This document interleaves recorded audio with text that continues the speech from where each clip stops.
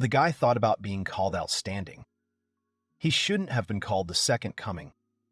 Even though he's living through the worst days of his life, there are screams for the guy to be torn to pieces because it's such a shame. It was heard, expulsion, failure as a warrior, exile, certain exile. The young man thought that he would always call meeting this guy a blessing. Meanwhile, two warriors were fighting in the arena. There was a small group of observers nearby. One of the guys who was hit fell down and cowered in pain. A girl came up to him and put a sword in front of the guy's nose. She said that the score is now 1-0, and it's just amazing. This girl, who managed to easily defeat her opponent, was Princess Fiona. She confidently walked away from the guy and put away her sword. Everyone around her was delighted with the ease with which she won. Princess Fiona has once again won the battle. From the looks of it, she'll remain invincible until graduation, won't she? She is indeed the daughter of Jay, one of the 7 heroes. The girl looked at her opponent and said that his skills still needed to be honed for a long time. The guy that the princess of the background defeated was named Heirs. He gathered his strength and got up on one knee from the ground. Princess Fiona told Heirs that his magic and fencing abilities had improved since their last match. However, he has not mastered the magic sword yet. Heirs replied to her that she had completely defeated him. Fiona told the guy that everyone is equal in this academy, not to mention that she has been friends with him since childhood. It's rude to address her by her title like that, and Heirs grimaced in response to this. Fiona added that even though they graduate, he has never defeated her. He will become a knight and defend the royal palace after graduating from the academy. And if she, Princess Fiona, defeats him, then how will he protect the citizens in case of danger? Heirs really didn't like that the girl was grumbling at him. Princess Fiona is an imperial princess. After joining the academy, whether in martial arts or in theory classes, Heirs has never been able to snatch the first place from her in battles.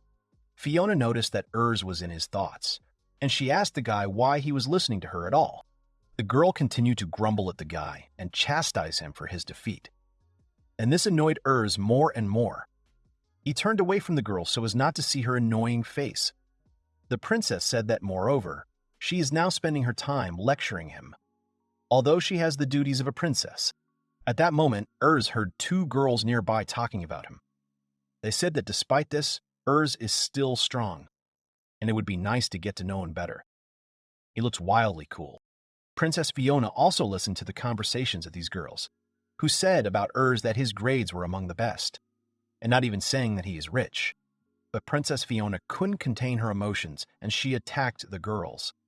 She reached the girls in one leap and aggressively began to sort things out with them. Fiona grabbed one of them by the shoulders and told her not to bother them. He may be amazing and successful, but he's also a nerd, and also a pervert. The girl's eyes were just crazy, and she says that this libertine hides a lot of naughty books in the room. His face is very cute, and besides, he's attractive. But his eyes look good. She just couldn't understand how they fell for his charm. But let them understand one thing, that it won't end well. So let them leave him. The girls listened to Princess Fiona, and they calmed down a little. The girls replied to the princess that they understood her in this, and none of them view Heirs as a guy. The girls began to whisper and giggle with each other, and Princess Fiona exhaled calmly. But Heirs had heard all the girls' conversations, and he was just furious about it. The guy clutched his head and thought about how this princess spoils everything time. He was very offended, and Heirs thought that every time he had a good feeling, this villain was setting him up. Heirs couldn't understand that did she really hate him so much? But the guy still pulled himself together, exhaled and thought that there was nothing wrong with that. Someone has already taken his heart. The girl who was whispering with her friend said that she was quite embarrassed to talk about it with Princess Fiona, and her friend agreed with her on this. But suddenly Fiona turned to the guy and addressed him. She asked Heirs that in any case, like now, wouldn't his hero father be disappointed with him? It really strained the guy. He thought that yes, such fancy words. Heirs even started shaking with anger. Meanwhile, there was a break in the castle, and all the students went out into the corridor. They started asking each other how they wrote the test. One of the guys shared with the others that he might not graduate with such grades. The other guys were also whispering to each other. One of the guys told the others that his body would hurt so much after training tomorrow, and he also rubbed off all his legs. At that moment, There were guards in the corridor, and they were guarding the order in the school. One of them said it was true. The current generation is lagging behind. They don't have what they need. Another guard replied to him that the war was over. They had reached peace. The other guard sighed heavily and replied that yes, he was sad. Suddenly, the guards heard someone calling out to Kylo. It was an enraged Ertz who used his thunder magic ability. He was in the arena and fought in a duel with Princess Fiona. The guard looked out from behind the wall, and he saw that it was Lord Hero's son. He practices during the break, and it looks like he's still losing to Fiona. No matter how amazing Lady Fiona's bloodline is, her peers are not inferior to her. During the war, Lord Hero earned the most achievements and was awarded the title of hero. Considering that most of the talented people lost, isn't it strange? There were 7 brave heroes who saved Machian from the great Demon King, and Heirs' father was one of them. However, since he is the son of a hero, people want to see his abilities. With a sword or in class, he always took only second place. The assessment of the society was clearly harsh. The guard said that he had heard it said that the children of other heroes had excellent skills. Another guard told him that they were just gifted, but he decided to stop discussing it anyway. Suddenly, Urs came up to the guards from behind, who apologized to them. The guy was very tired and upset. The guards immediately became very tense, because they realized that Urs had heard their conversations. They slowly turned to the young man, and the guy told them that he had shown them, the Imperial Knights, a pitiful sight.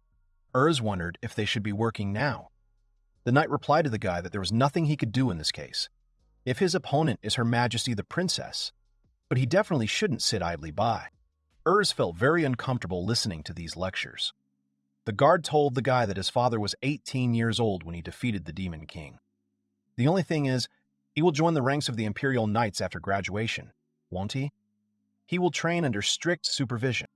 At that moment, a man approached them from behind, who told the guys that everything was exactly like that. When he gets into the Knights, then let them take care of his stupid son. It was Lord Hero. He stood up in a belligerent pose and was completely confident in himself. But Urs immediately grimaced as soon as he saw his father. The guards were also very excited when they saw Mr. Hero. Suddenly the guy thought that he was always busy at work. Why was he still there? Lord Hero turned to his son and asked him what he had lost to baby Fiona. Ertz turned away from his father and asked him to be quiet. It was a very unpleasant conversation for him. Lord Hero shared with his son that it was the same with him and Jay. He lost to Fiona's father over and over again. But his opponent is a girl, right? The guy obviously didn't like this conversation. Hero said that the war was really over. The chances of a major battle breaking out were just slim. And when he was a student at the academy, he was immediately put to fight with his mother in the East Village. Urs immediately thought that he was having the same thing again. He continues to brag about his exploits. Lord Hero is talking about his beloved again, even in his difficult situation. Urs thought that if his father had seen him practicing swordsmanship from scratch, he could have defeated the princess. Lord Hero admitted that it was his fault and he couldn't because of work. Lord advised him to just follow the instructor's instructions. And Sadis has a knight's certificate. The guy was already very angry. Urs thought that his father had done nothing. He was taught only the usual topics, and he was desperately studying and training himself. All of them then placed their expectations on him. All he learned back then was to face dangers and fight monsters. The guy clenched his fist tightly in anger. Lord Hero told Urs that he was the type of person who grew up slowly. Therefore, he wished him to be more patient and hold on. But Urs decided to ask his father again what he meant by the words, the type that grows slowly. He's always at work, and he never even looks at him. This began to strain Lord Hero a little, and he began to listen carefully to his son. Urs asked his father that hadn't he been training hard enough? The guy was furious, and he asked his father with crazy eyes what was so bad about the second place. Isn't being the first so bad? Urs realized that his father was trying to comfort him because he felt bad, but he was doing his best. It would be nice if he praised him at least once. This confused Lord Hero a little, but he couldn't answer his son, not waiting for an answer to his claims from his father. This angered Urs even more, and he'd sket. The guy turned away from Lord Hero and started walking away from him, telling his father that it sucked so much. He doesn't need his pity. And Hero sighed heavily after his son. Returning home, Urs screamed and cried to himself. He looked like an idiot. After talking to his father, he felt very uncomfortable. Heirs opened the gate with a creak and said that he was at home. The guy looked out from behind the wall and saw a girl there. It was their maid, and she was watering the flowers. When she heard that the guy had returned home, she turned to him. The girl told him welcome home. But Heirs was very confused by her appearance. His heart began to beat harder and harder. The girl smiled sweetly at the guy and said the classes were still going on, so let him turn around and come back immediately. The girl called him a little virgin. Heirs didn't like it very much and thought she was being snide. This girl was their family's personal maid, and her name was Sadis. Even before he was born, her parents died in the war. She was an orphan, and Heirs' mother decided to take her home with them. She was more like an older sister to him than a maid. The guy looked at the girl and thought that she was a beauty with big breasts and a perverted character. Despite her perversity, he would like her to become his wife. Heirs replied to the girl that he was tired of studying at the academy, so he left lessons early. Sadie sighed slightly, told him that, as usual, his psychological stability was like a slug. And then Sadis asked the guy that he had once again lost to Princess Fiona. Heirs remembered that unpleasant duel again, and he sighed heavily. Sadis understood the answer to her question from the guy's look, and she replied that everything was as expected. It was something banal. But Heirs replied that no, that's not exactly true. The guy told the girl that with his grades, he could skip any class and still be able to join the ranks of the Imperial Knights. The guy clarified with Sadis that isn't this what his father dreamed of, and indeed everything around him, so that he would become a knight. And then Sadis realized the reason why he was so nervous. The girl asked that he met the master, didn't she? Heirs responded by thanking the girl for trying to cheer him up. Every time he hears the same thing about the hero's son, everyone compares him to someone against his will. It upsets him very much. Sadis turned to the young man and told him that he really had many different expectations placed on him to an unreasonable degree. Hero is the hero who defeated the Demon King, and it is well known that he faced many difficulties during his studies at the academy. Unlike Urza, after all, he has just wonderful results at the academy, so everyone can't just help but want to watch his dazzling growth. His hopes are like good dreams. It's a tribute to how dear he is to everyone. These words of Sadis surprised Heirs very much. The guy thought that usually when a pervert with a sharp tongue shows concern, it's some kind of trick. However, she always supports him when he is upset, and that's why he fell in love with Sadis. The girl turned away from Heirs, pulled on her blouse, and told the guy that if the young gentleman did his best, she would reward him in a special way. This guy made me shudder. Sadis shared with the guy that they would make his favorite omelet from childhood, which he could only imagine. She began to slowly approach Heirs and get closer and closer to the guy. But this confused Heirs very much. The guy couldn't control himself, and so he asked the girl to shut up. Heirs jumped away from Sadis and shouted at her to shut up. He was beside himself with anger and blushed very much. Sadis replied to the guy that she didn't know if she had improved his mood or not, but it's time for the annual cleaning of the sealed room. The guys immediately went into the house and approached the right room. Sadis asked the young man if he wanted to watch. The guy replied positively, and then Sadis told him that she would go for cleaning supplies. Heirs put the buckets on the floor, and the girl held out her hand with the keys and told him to go ahead and entertain himself with the Sword of Legends. Sadis chuckled slightly at the guy, and she wished him luck in stealing it. But not that she believed in him. The guy sarcastically replied to the girl that he was not going to do it. Heirs chuckled and walked down the hall to the big door. He walked up to her and saw that there were a lot of locks and chains on the door. Even before Heirs was born, the Great War swept these lands. On one side was the demon race and their leader, the Demon King. Faced with Lord Hero's side, which had 7 heroes at the head of humanity, humanity succeeded in this war, and in the end the Demon King was defeated by his father's sword. This sword was placed on a sealed pedestal behind this door. When Heirs was still a child, his heart was beating like crazy every time he saw him. But now he's not a kid anymore. The guy decided to take the first step towards opening the door. When all the locks were open, he forced open another heavy door. But suddenly, Heirs was very surprised by something. A guy with horns was flying in front of him in the hall. This guy listened to a rustle in the room and said that the door had opened. The demon turned towards the door and said that it had been a year since it had last opened. Heirs was in shock, and he didn't understand who was standing in front of him and what he was doing there. Was it a man or a woman standing in front of him? But no. He realized that it was something else. The demon said that this door had already been opened 15 times. This means that it has been 15 years. Urs noticed that it had horns and realized that it might be a demon. The demon took a closer look at Urs, who entered and said that it was not a maid, as usual. He looked at the guy carefully and said that he believed it was Hiro's offspring. He could recognize the nasal expression out of a million. The guy couldn't restrain himself anymore, and he asked the demon who he was and how he got into trouble at all. Urs was curious to know if he was a thief or not, but why is he a demon then? And then the demon was very surprised and asked the guy what he saw him for. This angered Urs, and he only wanted to say something back to the demon. But at that moment, the door creaked behind Urs. It was Sadis who turned to Urs and said that he was making noise. He was trying to get a sword, wasn't he? The guy shouted to Sadis that there was a strange man standing where he was pointing his finger. But Sadis scanned the entire room carefully and didn't notice anyone there. She didn't understand what Urs was talking about. This surprised the guy very much, and he couldn't believe that only he could see the demon in the room. Sadis stepped aside and asked the guy that he was hallucinating because of his prolonged virginity. At his age, that was to be expected. The girl took a mop and asked Urs that maybe this was some kind of prank. Sadis took an empty bucket and said that it was very bad. She was going to get some water now. But Urs was afraid to be in the same room with the demons. The demon turned to Urs and told him that it seemed to him that he alone could see him in this form. It was very strange. The guy was seized with even greater fear after these words, and Urs decided to act. He grabbed a mop and headed towards the demon. The guy tried to defend himself by directing his magical abilities at the mop. The demon laughed slightly and said that it was a magic sword technique. However, this is mischief.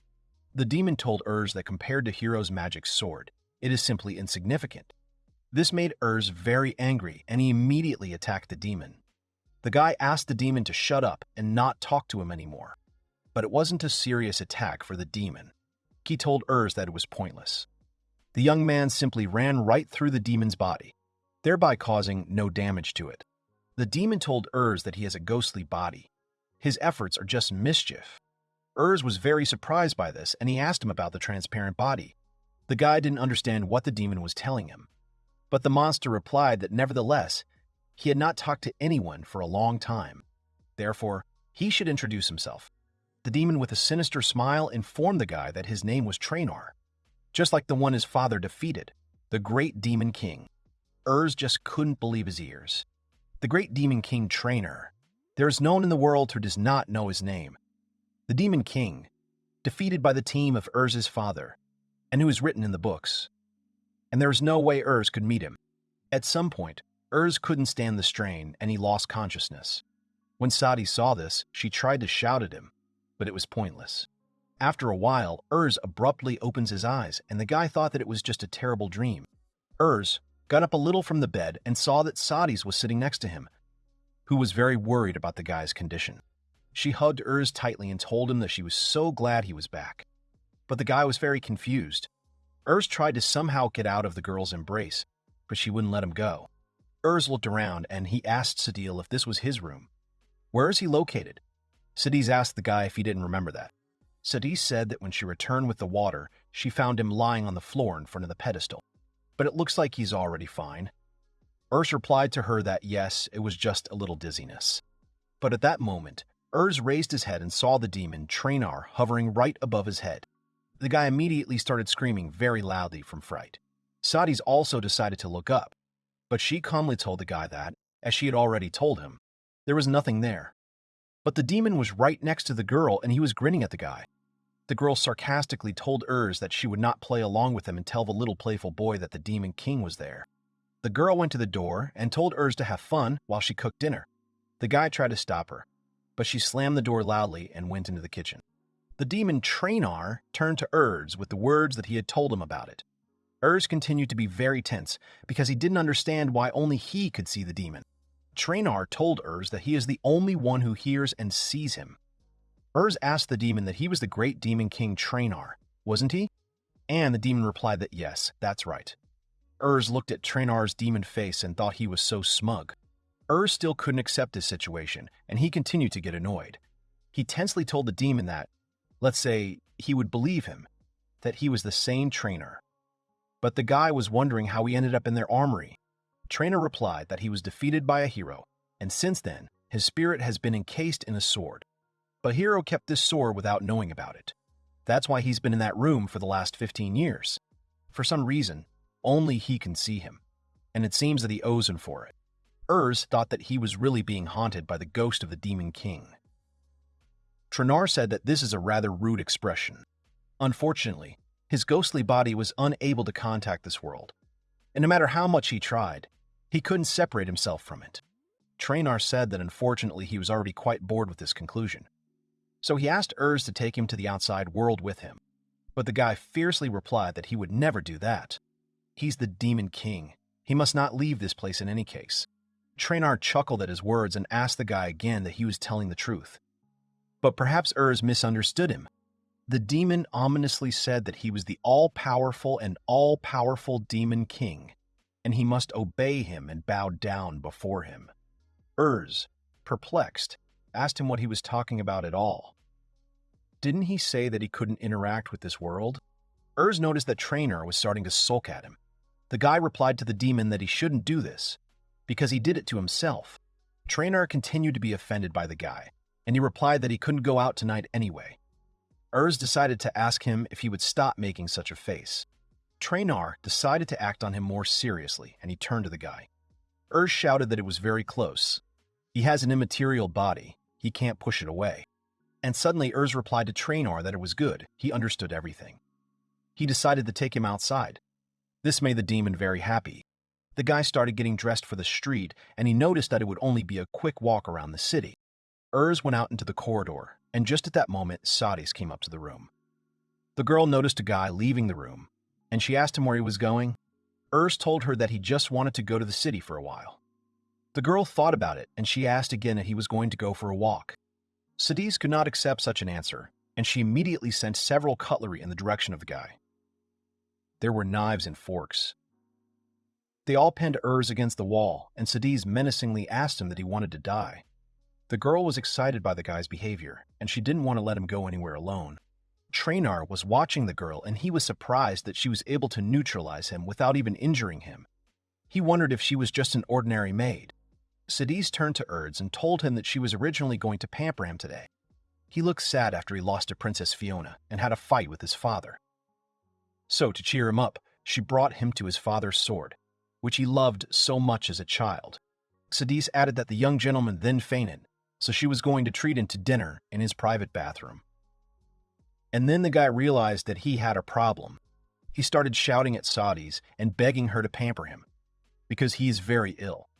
But the girl replied to him that, however, as she thinks, he is already completely healthy, since he is going to the city, and for missing classes in the afternoon, he needs to be punished.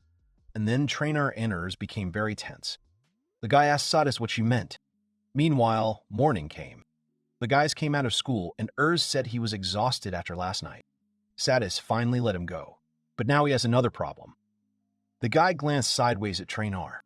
The demon was sitting on a lantern and asking Urs what kind of thing it was. Urs told him that it was a lantern. It lights up at night with the help of magic. Next, Trainer got on the car and asked him what it was. Urs replied that it was a steam engine that transported people using water and magic. Trainer shouted that it was simply amazing.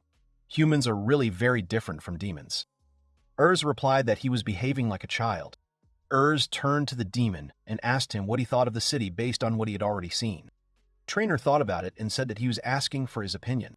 Well, to be honest, human society has developed a lot and has a lot, but it has forgotten the crisis of the past.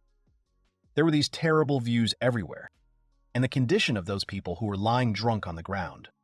It's sickening for him, the enemy, to look at such a thing. And then Trainer said that if he were alive, he would destroy absolutely everything there. At that moment, Urs began to tremble with fear for his life and for the lives of all mankind. Trainer calmly added that despite his feelings, it didn't matter anymore. This world appeared because of his defeat. A city built thanks to human resourcefulness and ingenuity is what he sees. This is reality. Trainer understood that he had lost, and now he could not do anything. However, if he can, he will destroy it tomorrow. Urs was in a stupor and thought that Trainer was kind of weird. The Demon King in his book was a cruel and bloody tyrant. But the man in front of him was more multifaceted. Looking around the city, he watches, knowing that there is nothing he can do. From the back, he looks almost lonely, but Urs knew he couldn't bring himself to say it. And then Trainor said that he had only one regret. Trainor remembered how the hero stood right in front of him and shouted that this was the end for Trainor. The hero shouted that all the people in the world, all their strength is in this sword. The hero lifted it up and prepared to attack the demon lord. Trainor was sitting tired at that moment, not far from the hero, and he could not understand that the hero would do this in front of everyone. Blinding light shot out from the hero's sword. Trainor tried to shout at him to wait because he would kill him. But at the same second, a powerful explosion occurred, after which the hero was able to destroy Trainor. Meanwhile, Trainor said with an evil grin that those 7 heroes absorbed the power of all people just to defeat him. He covered his face with his hands and began to scream very loudly. Urs thought that was it. Urs asked Trainor what happened to one of them in the battle. Trainor asked the guy why they all attacked him at the same time. But Urs decided to ask, didn't he have an army? And he still had allies. But Trainor turned away from the guy and told him not to ask any more questions. At that moment, Erza began to worry about what he had said to Trainor, and he thought that it looked like he had touched a nerve. But Trainor had already switched from that, and he looked at the counter. The demon was delighted with what he saw, and he told the guy that it was just fate. He asked Urs if they would watch it at night. He didn't know she had a sequel. Urs replied to him that he also knows this franchise. She's quite popular. And at the same moment, Trainor with sinister eyes approached Urs and grabbed the guy by the shoulders. He asked him to buy it for him. Urs asked the demon why he had to do this. Trainor replied to him that he had been a fan since his birth. He looked the guy ominously in the eyes and said that if he did not get this book to him right away, he would constantly whisper something in his ear. Urs told him that he was evil itself. The guy turned around and headed towards the store. Urs shouted to the demon that he had got him. He had to hurry up with this or he would be late. Trainor told him it was worth it. Urs told Trainor that he could listen to his inner voice, so he shouldn't shout so loudly. After a while, Urs and Trainor came to the academy. The bell rang and all the guys entered the classroom. Trainor was sitting next to Urs and he was looking at the back desks. The demon turned to the guy and asked him who this girl was. Urs told him that it was a princess. Trainor thought that this was Her Majesty Princess Fiona, the daughter of His Majesty the hero Jay. He told Urs that the hero with the spear had a daughter. For her, everything is very clear in this group. She must be very smart. Trainor looked at the girl carefully, and he noticed that she was surrounded by an incredible aura. And even the slightest movements of her pen are precise. The demon suggested that she was probably just as strong in martial arts. These words upset Urs, and he thought that even the great demon king was talking about how amazing the princess was. Trainor continued to stare at the girl intently. Trainor just wanted to address Urs, but suddenly he heard someone call out to him first, and then someone sharply hit the guy in the head with a book. It was the teacher who told Urs that he had to be very brave to be distracted by his lectures. The teacher asked him why he was staring at Fiona.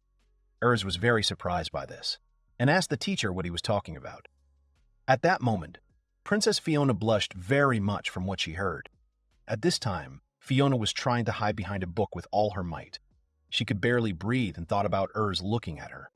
Panic began in her soul, and she did not understand how to behave and what to do. The guy replied to the teacher that no, it was impossible. The teacher instead asked Urs to answer the question as punishment. He asked the student to name the 3 main magical eyes that exist in the world, and moreover, let him name the magical eyes that the demon king Trainor possessed, as well as their abilities. But Urs was outraged, and he asked the teacher again that he needed to name them all. The teacher replied that he would have known this information if he hadn't been distracted. Urs got up from the table and thought that he was not listening to him.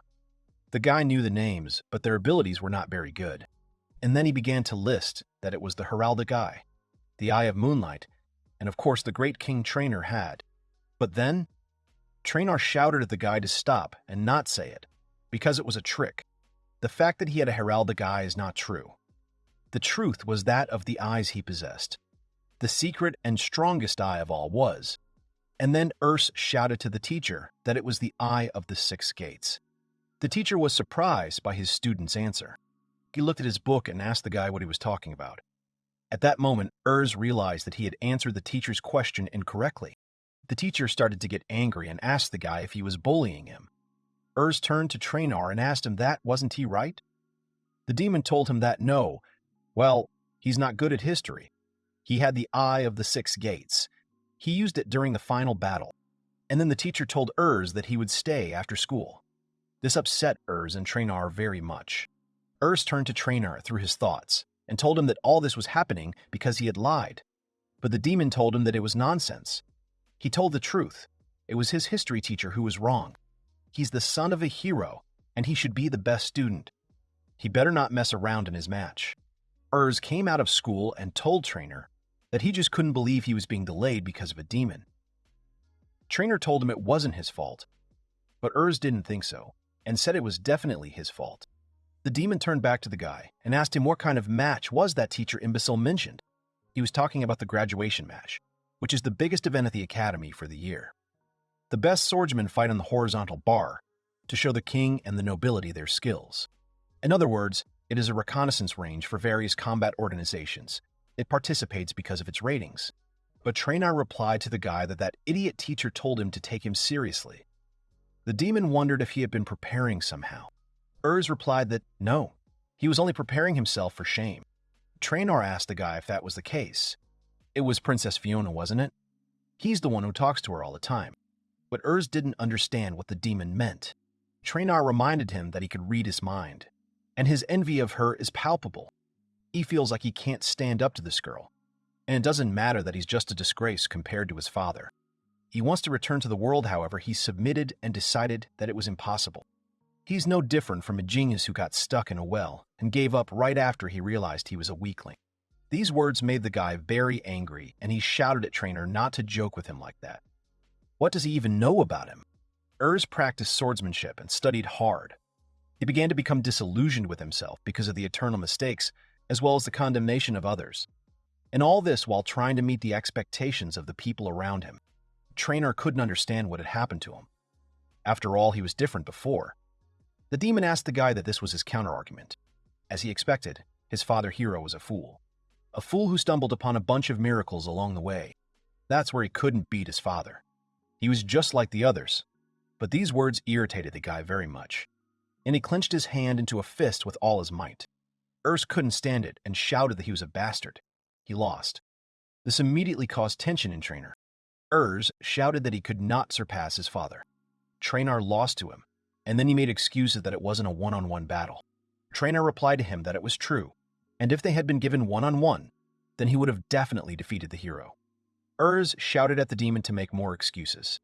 He only says more and more excuses. All that comes out of his mouth are excuses. So don't even let the demon lecture him about power. Traynor couldn't keep his emotions to himself. He began to grow frighteningly in size, and the demon asked that he was only saying excuses.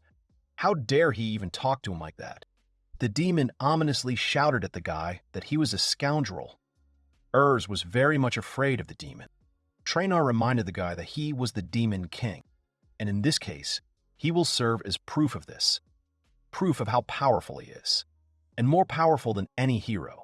Traynor pointed his finger at the guy and shouted that he was using it. He will teach him the power that the demon king himself possesses. The whole world will once again witness his power.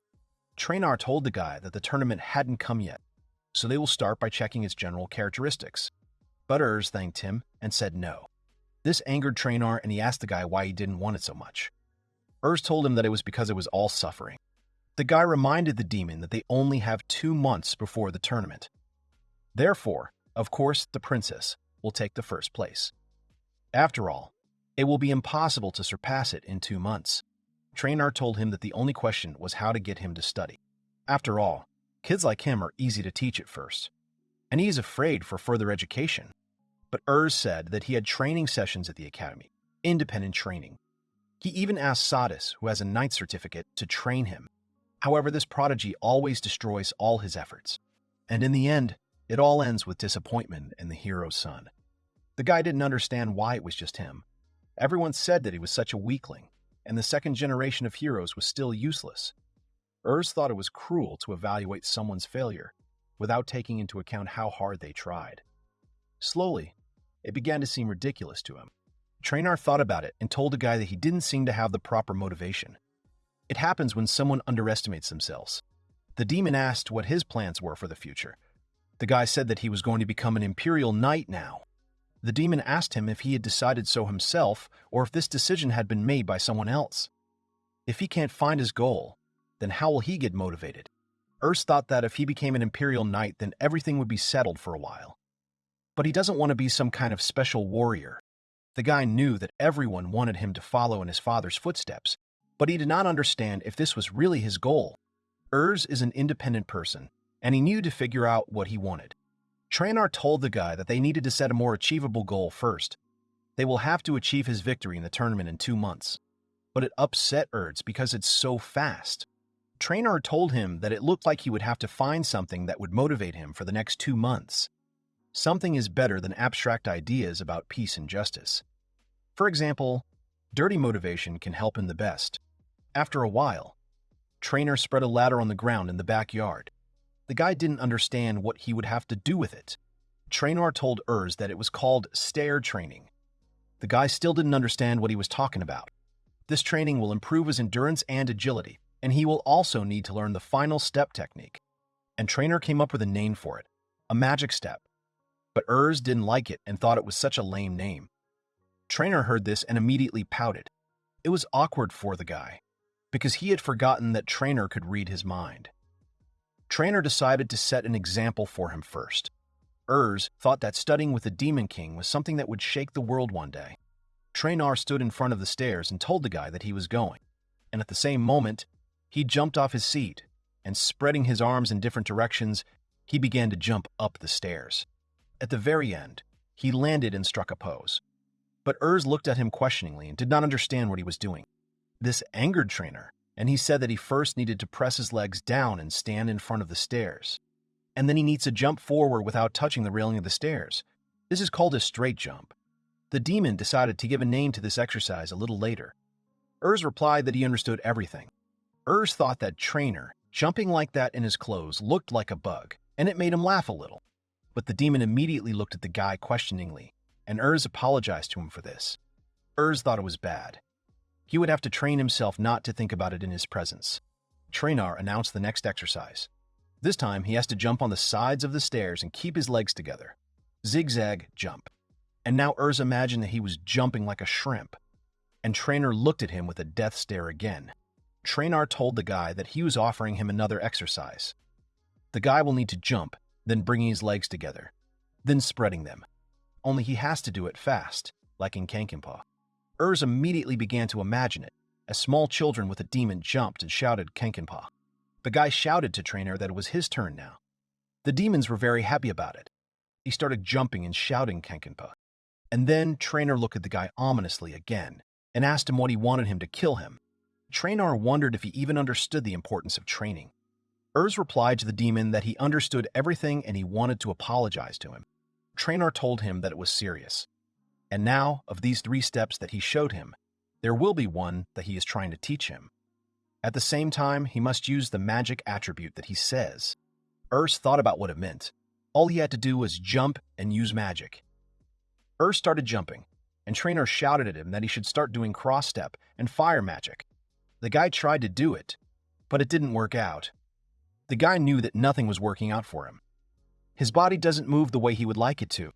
Traynor laughed at him a little and said that this training on the stairs would improve his movement. And besides, it will quickly improve his dexterity. Thanks to special magic techniques, he can use magic while moving.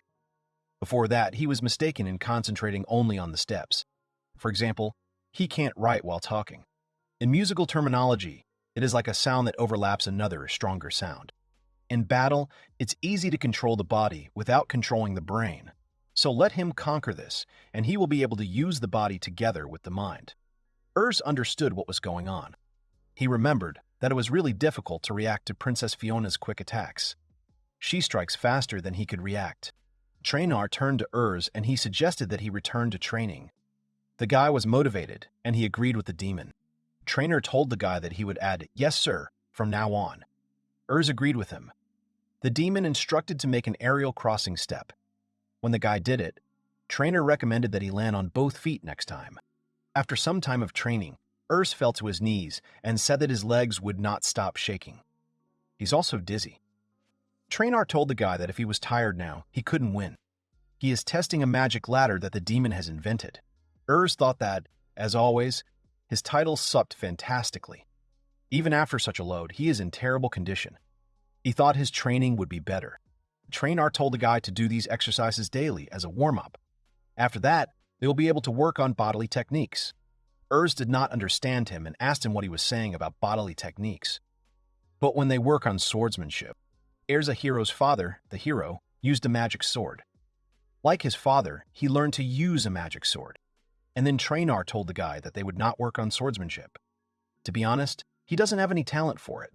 When the demon first met him, he immediately realized that that fighting style did not suit him. Hero's magic sword attacks a single target using a lot of magical energy. This can only be done if a person has outstanding abilities. But Urs doesn't have any. This made the guy very angry. He had been practicing sword fighting for almost 15 years since he was a child. Everything he's been doing these 15 years is for nothing. This made Urs very upset. Trainor told the guy that he had been watching him for the last couple of days. He has a strong side that his father doesn't follow. And he talks about flexibility. He's like a spring sprout, so most likely he should inherit another of the 7 heroes. Namely, his mother, the priestess Maria. Trainor told the guy that his talent was not in swordsmanship, but in bodily technique. He can be trained in his own talents, but the princess is not. He can even defeat Hero. Trainor's words surprised Urs very much, and then Urza started laughing out loud. He said that all the characters would be surprised. Hero H-Sun uses a sword. Trainor asked the guy that he didn't like the idea. Urza replied that he did not. It will be amazing to shield them all. The guy became very confident, and he asked Trainor to teach him what he has the ability to do. But suddenly, Sadis appeared behind Urs, who, with a straight face, asked the guy who he was talking to. Urs immediately turned around and looked at the girl nervously. Sadis asked him that he was so lonely that he had made an imaginary friend. So that's why his bag looked so big. The girl began to examine the ladder, which was lying on the ground, and she thought about it. Sadis asked the guy that he had come up with such a training method himself. Urs replied to the girl that, no, it was the idea of his imaginary friend. The guy thought that as expected from Sadis, but the guy couldn't find out if she understood the purpose of such a fun workout. Urs asked Sadis what brought her there to him. The girl handed him a piece of paper and replied that it was a menu of what he had asked for. However, only for the next month. Urs thanked the girl and picked it up. He and Trainor began to read what was written there. Trainor read it and said it was a pretty rich menu. Urs thought that, yes, Sadis can cook a lot of different delicious food. But Trainor told him that, no, he didn't mean that. It seemed to him that she knows the nutritional value of food and changes it so that he gets as much as he needs. And it must be that she cares a lot about his health. He can tell that just by looking at the menu. The guy looked at the menu again and remembered that Sadis had lost her entire family during the war with the Demon King. His mom protected her when she was on the verge of death, and they've been living together ever since. When little Urza's parents returned home one of these days, the boy greeted them joyfully and asked them if they knew what he had done today. But his parents apologized to the boy and said they had to go to dinner. His parents said they would be home late, so let him go to bed. And the front door slammed right in front of the boy. This upset Urs very much. Sadis noticed this, and she asked Urs what happened to him. She looked at his work and saw that he got the best grade. He must have tried very hard. The girl sat down next to him and said that they would celebrate it today. She'll even make a nice treat. Sadis was a substitute for his parents, who were never at home. They weren't related by blood, but she was just like a sister to him, even more than my sister. Trainor noticed Urza's emotions and told him that then he should tell her how he feels. Sadis saw the guy's upset face and she asked him that this was not what he wanted. But suddenly, Hero plucked up the courage and said that in 2 months he would win the tournament. These words surprised the girl very much. But then Urs wondered what Sadis' marriage could offer him then. But he realized that it was too early for that. Or maybe offer him a kiss. But that doesn't work either. They'll only do it when they start dating. And then Urs suggested to the girl that she start dating him as soon as possible. And then he asked me to touch her breasts. This confused the girl, and Trainor also looked at him questioningly. There was an awkward pause in front of the guys. Urs immediately realized that he had made a mistake. The guy started to deny and apologize to the girl. After all, it was a mistake. Urs realized that such things should happen in stages. Sadim is too clean for that. Sadice's sinister figure loomed over Urs. The guy immediately began to apologize to her for his words. Urs was already shrinking, but then she told him that it was okay. To clarify this situation, she told the guy that this request was extremely disgusting, but this bastard declared that he would win the tournament. For a moment, she was stunned. Sadis called the guy a cretin and told him that then it would be good if he could win the tournament. Then he could touch his chest all day. The girl turned away from Urs and said goodbye to him.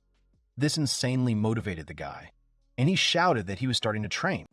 The guy with the crazy eyes turned to Trainor and told him that he was definitely going to win. The demon told him no. He was telling him that his motivation should be dirty, and then he replied to the guy that it was good. He could win the tournament and get his bust. And all the while, he felt great. But soon, he will become the worst and lose Sadis. Trainor turned to the guy and told him that it was fine. They would continue with the warm-up. And then, Trainor told Urs to fight him. But this surprised the guy very much. Trainor told the guy that shadow and sparring techniques are standard for physical training. The shadow technique allows you to anticipate potential enemy strikes and dodge them, while sparring will be a mock fight. This time, Urs's opponent will be an immaterial ghost. Trainor thought he would call ghost shadows and sparring phantom sparring. Urs asked the demon that they were going to fight in earnest now. Trainor replied to him that this was exactly the case. Urs was delighted and replied that it should be interesting for him. Up to this point, he had friendly fights only at school. Moreover, the opponent was either too weak or it was a terrible princess. Due to the strong difference in skills, there was no benefit to it. Urs realized that this was not entirely true. To tell the truth, there were also terrible rivals. In any case, in such a closed environment as a school, it is difficult to accurately assess skills. Because of this, he did not have a normal practice, so he thinks it will be at least fun to fight the Demon King. Trainor told Urs that he would not fly too much during the fight, and would fight as usual. He doesn't mind if he uses magic. Urs asked the demon if he could hit him in his ghostly form. Trainor told him that with his strength, he could do anything, and then it seemed to Urs that Trainor abruptly ran past him. He imagined the sword plunging into his throat. The guy slowly fell to his knees and clutched at his throat. Trainor asked the guy if something was wrong. He thinks he just pierced his throat, but Urs understood that this could not happen. He just imagined it. Death due to a pierced neck was just his imagination. The guy was shaking violently and thought that although he did not feel pain, he could not stop feeling death. Trainor asked the guy that this was all the hero's son was capable of. These words made the guy very angry, and he shouted at the demon to shut up. The guy took off and tried to hit Trainor, but he dodged. Trainor told Urs that he rushed at him like an ill-mannered child. Urs thought that he always had that smug face, but he expected it. Urs thought that as long as Trainor was focused on his fist, he would kick him. As soon as Urs swung at the demon, held up 2 fingers in front of him. The demon asked the guy that he had stopped the attack, or it was just an instinct. After all, one more step and he will die. Urs flew away from the demon, and in the process he used Mega Thunder. A large bright wall appeared right in front of the guy. Urs thought it was a good thing that Trainor couldn't see him now. The guy stepped right in the middle of the circle, and thus he caused a mega earthquake. Suddenly, Urs noticed that he had disappeared. The guy knew that this was not good. And Trainor was flying right over the guy's head at that moment. The demon told the guy that as soon as he thought he would attack wisely, he used a friend, a straightforward attack. Trainor said that they mostly use earth magic after thunder magic. It is elementary and easy to read. But in any case, Trainor admitted that it was not bad. In that case, let this be a lesson for him too. But first, Urs must see how strong the Demon King is. At that moment, Princess Fiona was lying in her bed, and she abruptly opened her eyes. The girl sat up slightly, and she realized that she had fallen asleep. But it was logical, considering what happened today. Princess Fiona had a very nostalgic dream about the time when she was still a little girl. She was with the little heroes who pulled her into her dream. Suddenly, at that moment, the girl heard a knock. The princess replied for the maid to come in. She apologized to the princess for bothering her.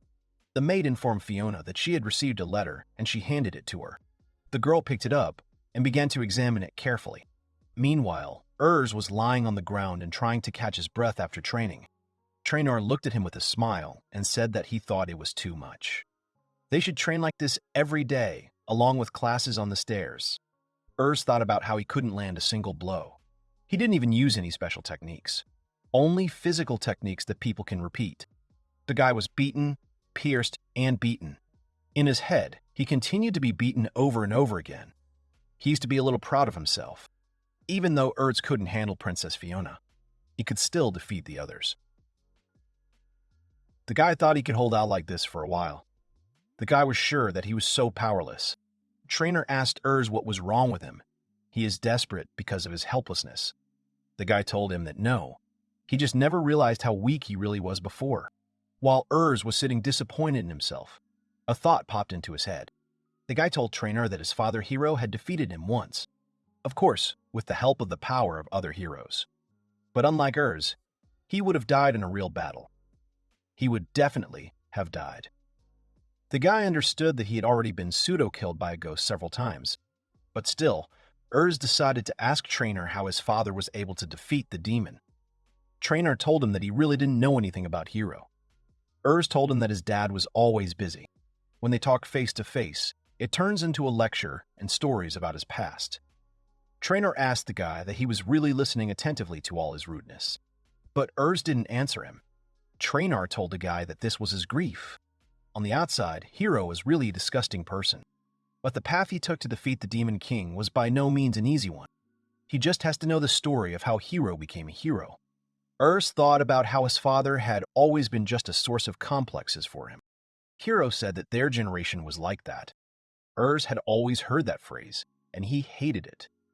Trainer told the guy that whether wisdom from the older generation is useful or not depends on whether it is listened to carefully. Urs thought that this was the longing that adults were talking about. He understands what they've all been through. And then Urs turned to the demon and asked him to tell him about his past too, if he didn't mind, of course. He wants to know that. Urs wanted to know how humanity was able to overthrow the Demon King himself. After a while, Urs and Trainer came to the city. The guy told the demon that his legs hurt very much.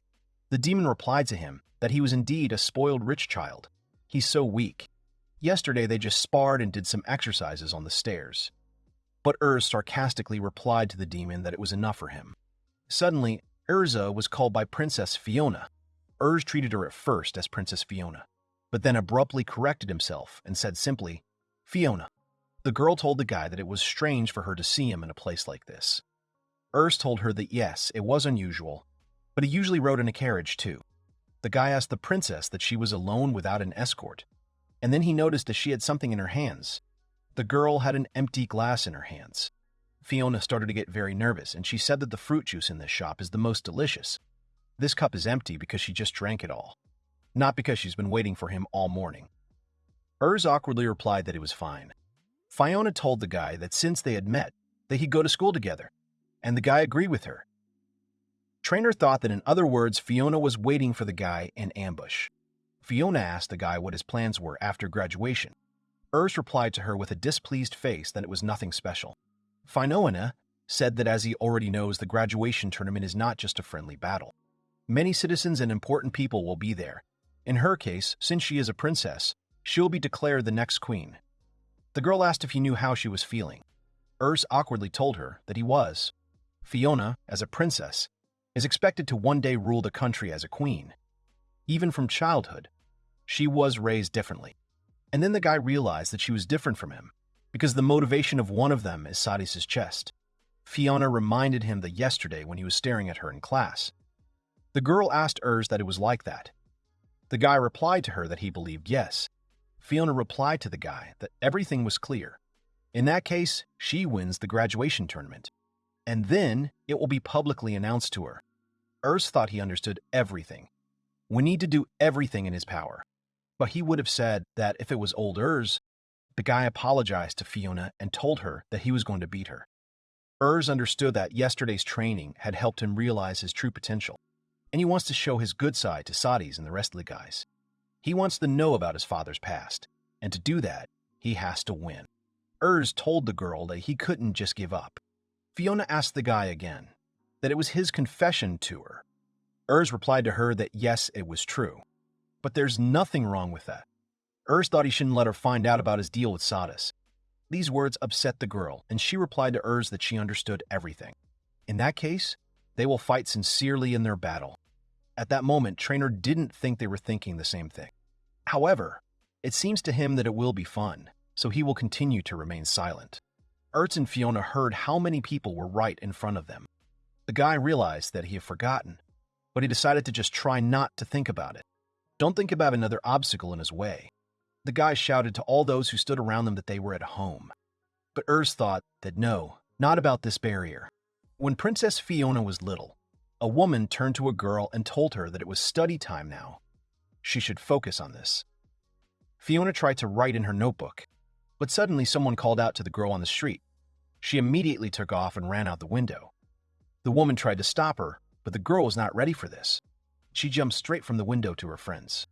The woman was very angry that Fiona had done this to her. She told the girl that it was simply not allowed. Urs and Rivel and Fu were standing next to the girl. The woman told the children that the princess should study now, and the guys shouldn't distract her. If they didn't stop playing, she would tell their parents everything. But the guys told the woman that Fiona was one of the heroes, so it counts as a study, and he would never give it to someone who looked like a demon king. The woman got even angrier and asked Urs who he called the Demon King. She told the boy that he would never become a hero like his father if he behaved like that. But Urs told her that she was wrong. Fu was the best magician in the world, Rivel is the best swordsman, and Fiona is the best spearman. Urs shouted that he would surpass his father, and he will become the strongest hero in the world. Suddenly, Sadis came up to the guys, and she told Urs that in such a case, he, as a future hero, would have to defeat a very evil Sadis. And the guy was immediately outraged by this. It was just a childhood story. Surrounded by friends, Urs would also gain strength, just like his father. And then he would have no doubts, not knowing that harsh reality awaits him. Trainer asked Urs what had happened there. They were the children of the 7 heroes, just like Urs and Fiona, and they've been friends of Urs since childhood. The taller one is a rival. He's the son of one of the 7 heroes, the master of the sword. His swordsmanship surpasses even Fiona's skills. Therefore, he had no doubt that he was the strongest in the academy. He told all the guys that it was so noisy there, so let them leave him alone already. The one that would be thinner is Fu. He is the son of one of the 7 heroes, a great magician. He is by far the best magician in the academy. Fu was more friendly to the others, and he thanked all the guys for the nice words. The guy said he had gifts. Fiona said that they wrote letters that they would return from foreign schools, but they returned so quickly. Traynor asked Urs what Fiona was saying about studying abroad. Urs replied that usually children from the first 2 places in each school are offered study abroad. But, since the princess refused, the children from the 2nd and 3rd places went. Traynor replied to the guy that, in other words, it pushed him out of 2nd place. But Urs asked Traynor to shut up. Fu noticed that Fiona and Urs were standing not far from them. Fu called Fiona a princess, but the girl asked him without formalities because they had been friends since childhood. The guy replied that it had been so long. The guy turned to Urs and told him that he hadn't changed at all. Rival told the guy that he hoped that he had become a little stronger. Urs told him something like that. Fiona told the guys that Urs is the guy who always goes to lessons and workouts. However, he is unable to overcome it. This made Urs very angry. Fiona asked the guys that she had heard they had some difficulties while studying abroad. Fu replied to the girl that yes, it is. Suddenly, a flock of their 5 dragons arrived, and he and Rivel fought with him and the suppression troops. Everything went great for them. They even got a medal for it. All the guys were just in awe. Traynor told Urs that the children of the 7 heroes are surprisingly different, but they are all popular. Urs asked the demon not to look at him like that when he said that. One of the guys who stood in the crowd asked Fu to show them what he had learned abroad. Fu asked the guy again that he wanted to see it right now. He's a little shy. The guys replied that yes, they really want to see it. Fu told them that he thought he had no choice. But don't let them count on something incredible. Fu struck a pose and magic circles appeared right under his feet. Fu used a tongue of flame, and at that moment, everything immediately lit up. Urs just couldn't believe his eyes. Some of the guys looked out of the windows because they were wondering what kind of power it was. Urs was perplexed that it was a low-level spell. But then, what about the mega level? All the guys were shocked by what they saw. Fu looked at the guys and asked them why he had disappointed them. But all the guys shouted that it was just amazing. They were stunned by the shock. Thought that this magic was really amazing. What a sarcastic tone, damn it. Fu thought that this frivolous attitude infuriated him. Revel asked the guy what was unexpected for him. But how could it be called unexpected? Suddenly, Rewal turned to and asked to be allowed to say something to him. The guy said that they studied abroad for a whole year and returned with absolute skills. In this, will never defeat them. After all, he was very cold during the Fu magic show. The guy asked what about him. The guy just wanted to answer Rival, but he abruptly disappeared from the place. Rival landed right behind and pointed a huge sword at the guy from behind. Rival asked the guy what it was that satisfied his curiosity. Replied to the guy that showing people at the academy his skills was a waste of time. Rival turned to and asked him if he knew why they had graduated and returned home. Rival did not wait for an answer and said that they had returned to participate in the royal tournament and win.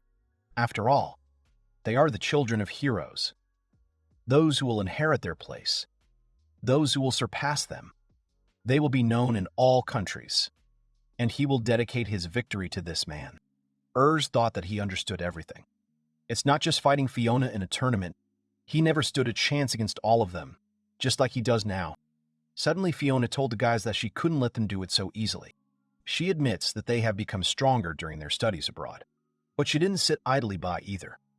The girl apologized to the guy and said that she would not give him this victory. Rival looked at the girl with a displeased face. The guy turned to Fiona and told her that she was undeniably very strong, but he would not give in to her either. Rival knelt down on one knee and told the girl that when he won, he wanted to ask her for her hand in marriage. This surprised both Fiona and Erza very much. Thought about how he couldn't believe in Fiona and Rival's union when he became such a person, and all the other guys were happy about this union. Fiona was confused, and she replied to the guy that she considered him her friend. Rewal told her that he knew that. The guy knew who her heart was occupied with and what feelings she had for him. He saw all this and is still watching it. Rival looked askance at and the guy stood in disbelief. Therefore, Rewal asked Fiona to give him a chance to become a man in her eyes. At that moment, thought that he was really angry. If the son of the sword master and the princess get married, then the world will not complain. Wished them all the best. Trainar listened to it all and told that it was so touching. The demon asked that even if that guy couldn't win, didn't agree. Turned to the demon and asked him if he had seen it. That magical power and the sword that stopped right next to his eye. He won't be able to stand up to these guys. But Trainar didn't understand his concern. He asked the guy what he was worried about defeating a fire dragon or mega-level magic, or he was scared by the guy staying in another country for a year. Trainar laughed and said that it was just child's play. The offspring of the 7 heroes will be puzzled to hear how he defeated the demon king in the underworld. It's just an extra class of magic. But looked at him blankly and thought that he was talking about the underworlds and the Dragon King. He had never heard such words. Trainar added that with his classes, 2 months of classes will have more weight than 100 years in a foreign school. So he asked to believe in him. Trainar asked the excited guy whose student he thought he was. And suddenly, called out to the guy standing in front of Fiona on his knee. He apologized to them for interrupting his joy, but he's going to be the one to win. Did not understand at the moment whether it was right, but he decided to take that risk. Shortly before that, Trainar decided to give the guy some advice, because this is the price he has to pay. Immediately fought in disbelief that he was talking about a demonic contract. Trainar told the guy that he would dare to declare his goals so that he would give up all escape routes, so that he feels the need for it and never gives up. He asked to announce it to everyone. Rival got up from his knee and told that he understood him. Rival looked at the guy and asked him what it meant. He decided to do it too. Told him that yes, there was something he couldn't give up either. Thought that he would be able to defeat the genius without difficulty. All the guys who were standing in the crowd were very happy, and they started shouting that this was news. Was also aiming to win. At that moment, Princess Fiona squatted down and trembled. She thought that she could swear that there would be rumors after she failed to assess the mood of the situation. The girl was very excited, and she thought that had stopped Rival. and what he can't give up. Maybe that's what she is.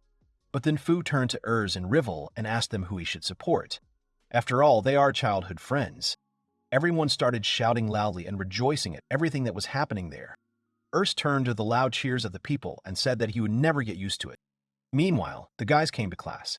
The teacher diligently told the children the material, but Trainor did not like it very much. He asked Ers that these were lessons for the rising elite of the empire. The demon said that this is a very low level. But Ers didn't understand what kind of nonsense he was talking. Trainor sighed heavily and said that he was only telling the truth. He was thinking, what's the point of writing down examples on paper and solving them? Ers asked the guy again what he was talking about. Trainor replied to Ers that if he has basic knowledge and knows how to use it, then all he has to do is substitute numbers and make an automatic calculation.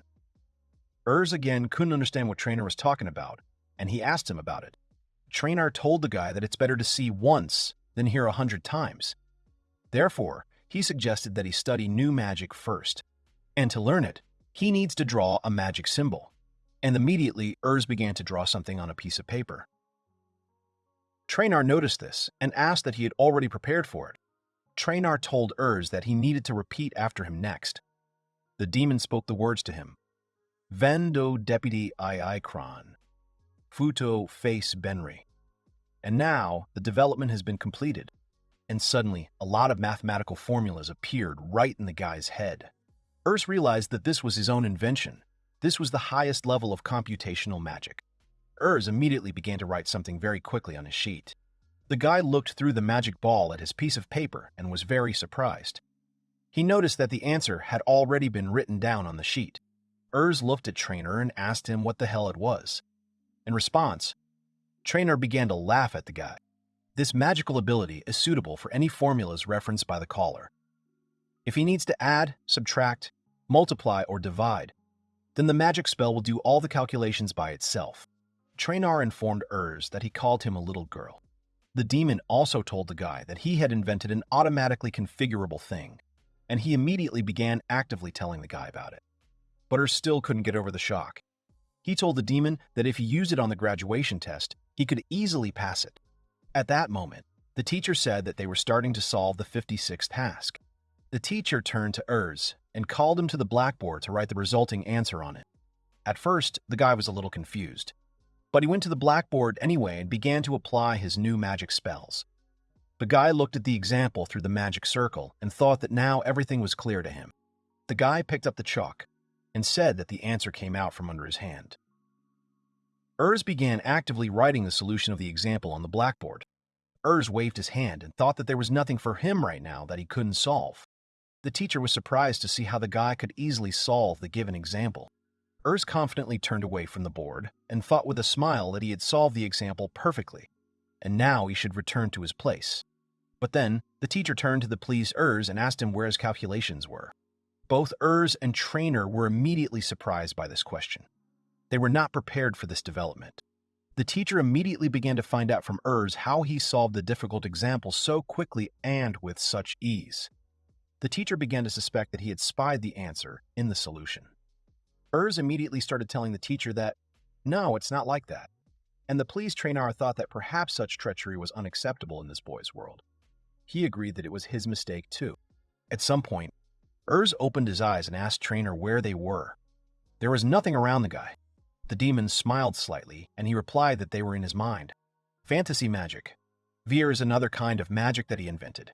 This is a spell that puts the subject to sleep and allows the caster to control his sleep at his discretion. Dreams about conquering the world. Dreams about beautiful women. In other words, they're in the middle of a boring lesson right now, and they can train in his imagination. Ers thought that the white place was his dream, and he too is only under his imagination. Trainor replied that no, he was real. Trainor said that he can communicate with him because their souls are connected.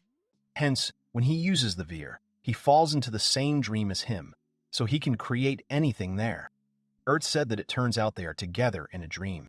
The guy thought he could use the place to flirt with Sadis. You could even make an erotic dream. Trainor said that a Veer can be created without the native speaker knowing what he wants to represent.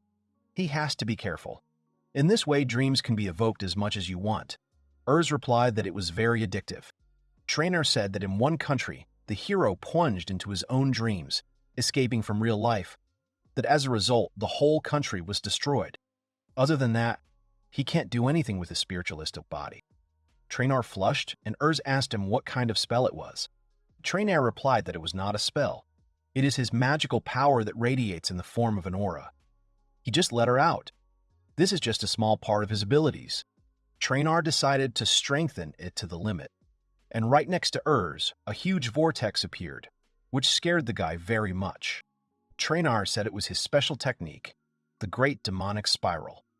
The Spiral of the Devil's Breakthrough. Urs couldn't believe he'd come up with such a lame name again. Trainer was annoyed by this and decided to scare the guy. But Urs realized that he would not feel well now, and he decided to ask the demon for forgiveness. He said that the Demon King's technique is so cool, it's amazing. But with each word, Urs was getting deeper and deeper into the magical incarnation of the demon, and Trainer still led him into a vortex. He was spinning in this vortex for a while, but from such force the guy fell to the ground. Urs was in a panic, and he said that he was dead. Trainer replied that, of course, if this technique is used on a person, then only minced meat will remain from him. The guy was lying exhausted, and Trainer asked the guy not to lie down forever, but to sit down. A chair appeared in front of the recumbent Urs. The guy pulled it out and sat down at a small table. The demon said that now they would need to discuss something before they continued. Creatures like demons and humans have a container inside their bodies where magic is stored.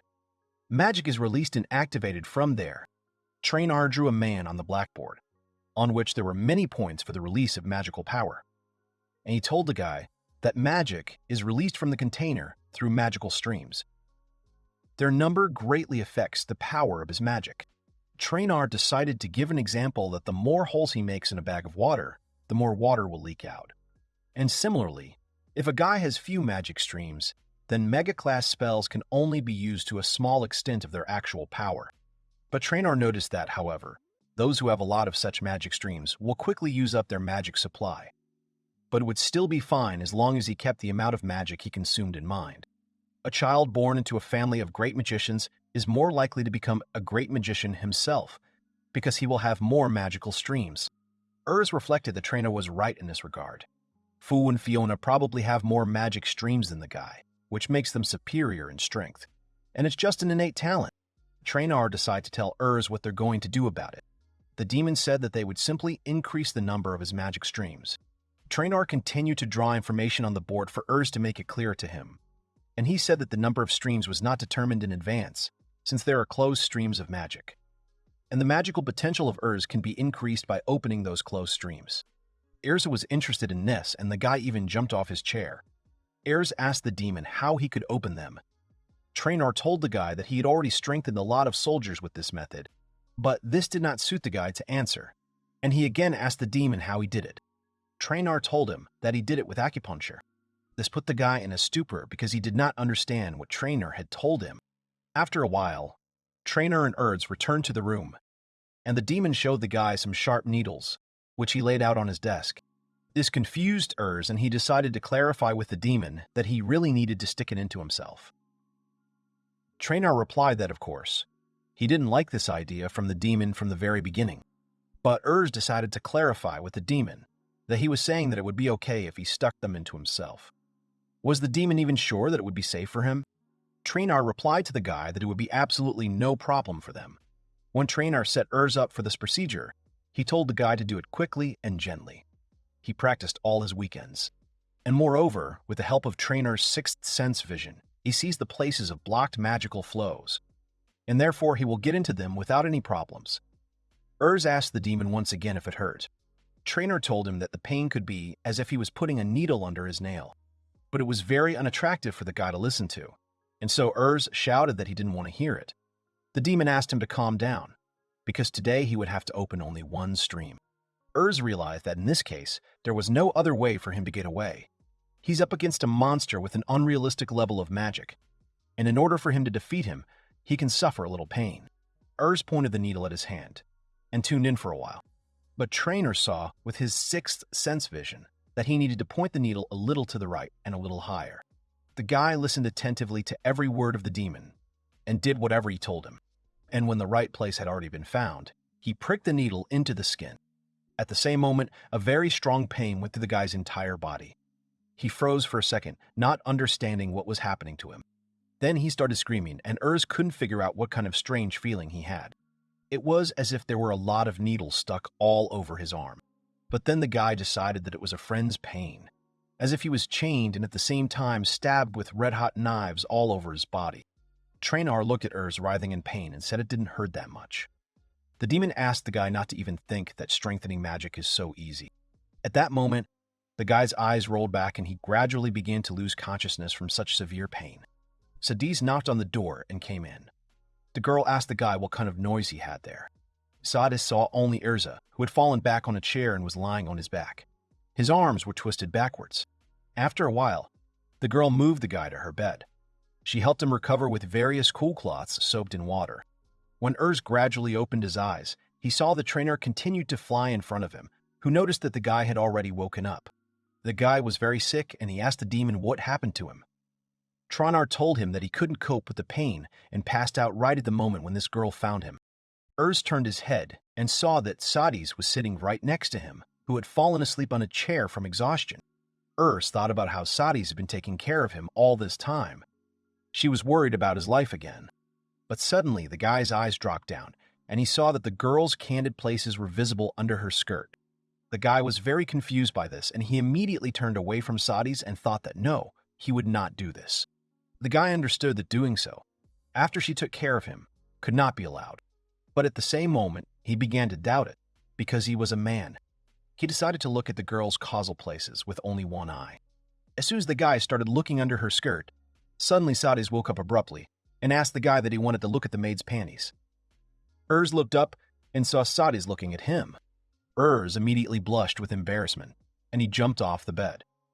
The guy asked the girl that she hadn't slept all this time.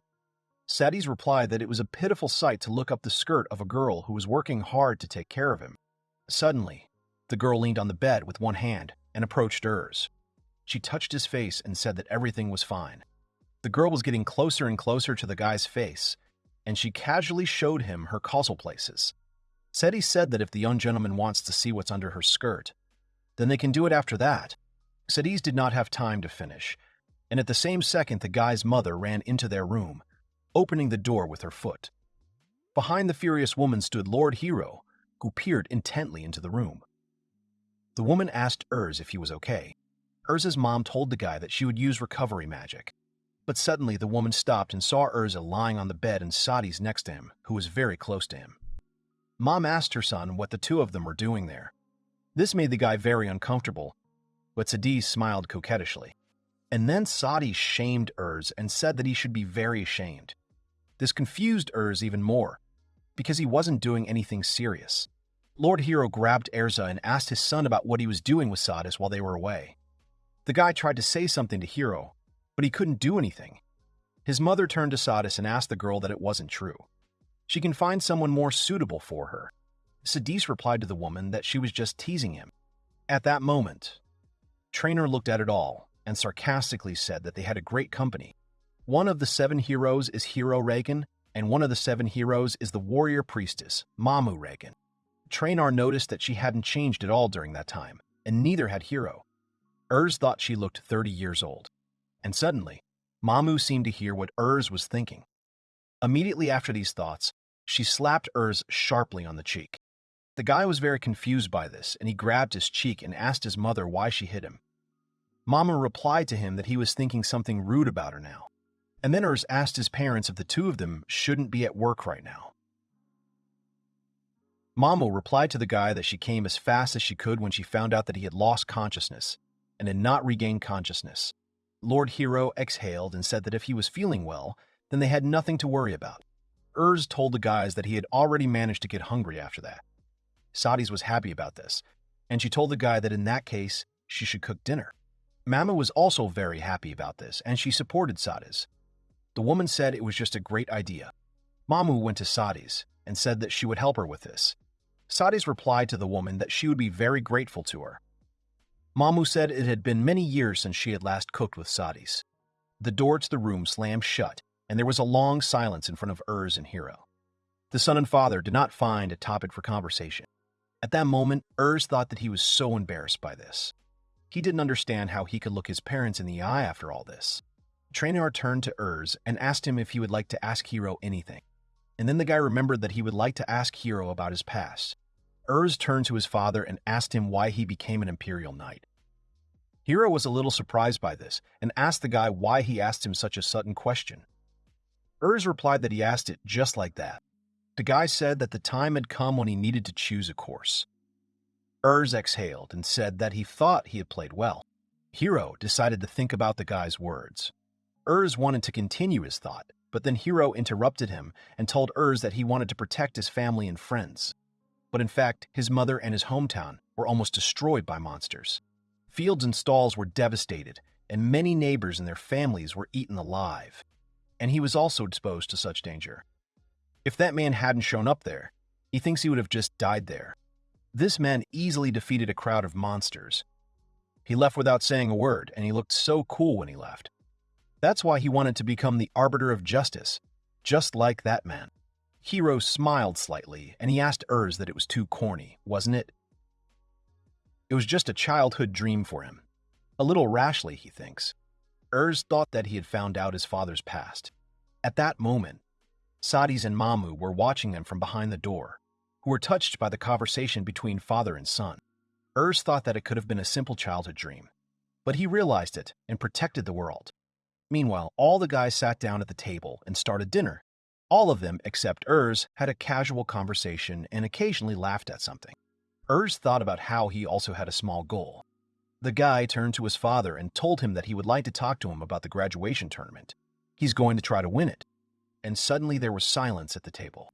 Mamu took off and asked Hiro if he had heard what his son had said. Hiro repeated what he said about wanting to win. Mamu said she would do her best to support him. And suddenly Urs heard the very words that his father had given to his fighting spirit. Therefore, he may not apologize for the defeat. They will be happy if he just tries to do it. But Urs tensed up, because his parents told him that he could not despair if he lost. The guy couldn't understand what they had just said. Urs didn't understand why they were talking like he was going to lose, despite the fact that he is desperately trying to win. At that moment, the guy decided that from that moment on, he would not stop trying. Sadis looked at the guy and noticed that something was wrong with him. Urs got up from the table, apologized to everyone, and told them that he just wasn't feeling very well. The guy thanked the girls for the food. He left the dining room and headed down the hall. Trainor asked Urs if he was okay. It's not like he enjoys dinner with his family every day. But suddenly Urs turned to Trainor, and he persistently asked him to make him stronger. And it didn't matter to him whether it was training or acupuncture. Urs shouted with all his might that he wanted to prove to everyone that he could win. Not only in words, but also in deeds. Trainor agreed with him, and said that he had heard him. However, they have the weekend off today and tomorrow. Urs asked him what it meant. Trainor told him that exhausting workouts would only make it worse. The burden of opening magic streams is also too great. And tomorrow, on this day, he knows that something will come out. But Urs didn't understand what he was talking about. And then he remembered that that book was coming out. Trainor said everything was wonderful. Then he will spend tomorrow reading. Urs told him that everything was covered up. Meanwhile, he has 50 days left before the tournament. Urs remembered one of the worst days of his life. Mamu apologized to little Urs for not making it in time. Mamu turned to Sadis and told her that she could hold him too. Urs started crying and the girl picked him up. She was very glad that she had met this child. Meanwhile, Trainor and Urs arrived at the bookstore to buy books.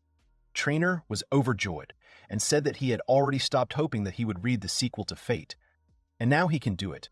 And Urs stood next to him and was embarrassed that he really bought it. This was the novel Trainor had told him about yesterday. He was already tired of buying sequels released after his death. Trainor thought about how he would never have thought that he would have to rent a cart to take them all. Trainor turned to Urs and told him that they urgently need to read it right there, where he points with his finger, on the bench. Urs agreed with him. They approached the bench, and Urs began to unpack the books. And Trainor was very happy at that moment. The demon told the guy that now that they had bought up the whole house, he would read everything in one gulp.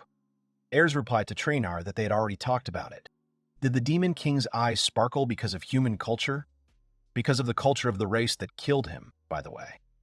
Trainor told him that culture has nothing to do with race. rejection based on racial difference is only a human trait, and borrowing good ideas is the key to development. And Urs agreed with him. Trainor asked the guy not to bother and scroll through the pages for him, and then he asked Urs to tell him about his impressions. The guy sarcastically replied that of course he would tell. Urs was sitting on a bench and Trainor was standing behind him. But the guy wasn't flipping through the pages and he called out to Urs. The demon asked the young man why he was reading so slowly. Trainor asked me to do it quickly. This shocked the guy and he asked where to go faster because he started reading 30 seconds ago. Trainor replied that he had already read this page 5 times. This surprised Urs and he asked what was so fast. Urs suggested to Trainor that maybe then he would quickly scroll through this book for him. But he might not read it himself. But Trainor didn't like it and said no. He couldn't let that happen. After all, he should discuss it with him after reading it. Urs didn't understand why he was doing this. Trainor told the guy that in that case he would teach him speed reading for that matter. The demon told the guy that all he needed was visual acuity. Urs didn't understand what he was talking about. But Trainor told the guy that it wasn't in that sense. There is dynamic visual acuity and peripheral vision. Dynamic visual acuity is a force that allows you to track moving objects, which implies the strength of the eye muscles, as a result of which the speed of eye movement increases. And from this it follows that this technique is directly related to the ability to read quickly. Urs replied to the demon that this meant that it was needed only for reading. And it turns out that there is no point in learning such a specific skill. But Trainor replied that this was not all. Dynamic visual acuity makes it easier to track fast movements. In other words, it makes it possible to avoid countless attacks. Urs told the demon that it was useful in battle. Trainor supported him and said that it was so. Well, now, Trainor said that peripheral vision comes into play. Therefore, he needed to take a look at the couple in front of them first. But suddenly Urs said that let them hurry up and die. Trainor was shocked by such words and said that he could not have expected such a thing from him. The guy sat and stared at the couple without taking his eyes off. But Trainor told the guy that now it's enough for him to look and he can look away. The demon asked the guy to tell him what color the bench was and how many people were in front of them, and how many more plants grew behind them. Urs replied to Trainor that he had not paid attention to it. Trainor replied that he thought so. Peripheral vision allows you to notice all objects in the field of view. If he focuses on one thing, then the rest will begin to escape his attention. In battle, he pays attention not only to his fists and sword. If he looks at the opponent as a whole, he will be able to notice his preparatory movements before the attack, and thus he will be able to seize the initiative. The technique he can learn by training his eyes in this way is called canon. And then Urs thought that even if this guy looks funny at first glance, this is strong evidence that it works. But the guy was tormented by the question that thanks to training on the stairs, his reflexes and agility had really improved. And he began to control his body better. The guy realized that Trainor's techniques are really effective. The guy told the demon that it was okay. He apologizes for not taking him seriously, but he still doesn't understand what to do next. Trainor replied to the guy that the goal for today would be to finish reading this book to the end. This surprised the guy very much, and he asked, "What?" "It's just not possible." Trainor replied that he did not accept any other answer than consent. And first they will have eye training. And the guy agreed with him. Urs thought he should just trust him, and perhaps it would be better if he didn't do it. A few years ago, Mamu and Sadis walked around the market, but suddenly a woman lost a little girl, and she tried to reach her. The seller behind a counter asked Mamu that Sadis had run away from her again. Mamu replied that yes, that's the way it is. But where was this mischievous child? And suddenly Mamu found a girl. She immediately rushed after her and shouted at Sadis to come back to her and obey her. She wanted Sadis to stop acting like that. Sadis didn't remember much. She lived in a peaceful city with her dad and mom. She remembers how happy she was as a child. But what happened in this city? How could this happen at all? She had no idea. Meanwhile, in the underground Shisanotami complex, the demon held papers in his hands and said that it was ancient magic stored in the city. A forbidden skill capable of destroying even continents. Trainor dropped the sheets and said that people were overzealous. He has no idea how destructive this spell is. The man asked the demon king to shut up. After all, this is their last hope against him. But suddenly the masked man grabbed the man by the hair and said he wouldn't give it to him. He was going to use it on their army by selling it to the Empire. And it looks like they were going to use it as a weapon of mass destruction. There are also recordings of secret meetings. Traynor said that he didn't need it anyway. Normally, he would just feed it to the army, but this spell is too powerful. Therefore, he asked for forgiveness, but he must destroy this magic in his. Traynor applied the Great Dynamic Spiral, the spiral of breaking through destruction. And so Sadis the adult stands with a mop in her hand and shakes. She thought that even after all these years, if she only got distracted, she would remember that day. And she gets really uncomfortable. But suddenly the girl realized that she had caught disturbing thoughts. She needed to get in there faster. The girl opened the door and entered the room. Sadis went into a room in which there were many portraits of little heirs. The girl looked at them and thought that he was so cute. The sight of him is enough to split the most callous heart. And now she, Sadis, is the maid in the Reagan family. Her homeland was destroyed by the army of the Demon King. Mamu saved her when she was on the verge of death. And anyway, she was supposed to go to an orphanage. But Mamu raised her like her sister. The woman told everyone that she would take care of Sadis. Sadis understood that Mamu was like her own sister, whom she loved very much. She was a little upset when she got married to Hiro, but he accepted her as an adopted daughter, and they were all happy. And soon the very moment happened when Mamu brought Sadis a small child and said that she could hold him too. It was little heirs. The girl looked at him and realized that this was his sweet brother, even if not by blood. And now she has a new life, which appeared after the death of her family. She wanted it to always be like this. The girl opened the box, from which a lot of memories came flooding back to her. She took the ribbon and remembered that it was from the bouquet Urs had given her for graduation. Urs asked her with frightened eyes that she would leave them after graduation. Sadis was touched because Urs's sad face was so sweet. The girl wants to tease him, even though she knows it's wrong. She wants to bother him. She wants to see his sweet smile. Too many memories came flooding back to the girl, and then her face suddenly became serious. She closed the memory box and thought, no, that's not good. Sadis understood that Princess Fiona loved the young master, and all the people around know about it. If all goes well, the children of the 7 heroes will marry each other, just like Mamu got married. And Sadis spends them, just like everyone else. Sadis understood that Urs was going against the norms, but she still believed that someday he would look at her with such a sweet look at least once. She would never have been able to tell him. At that moment, the gate of their fence opened, and Urs told Sadis that he was at home. The girl was glad that the guy was coming home, and she told him that he had bought a lot of things. Urs agreed with her, but the girl noticed that the guy's eyes were twitching. Sadis couldn't understand what had happened to him. Probably something during the shopping.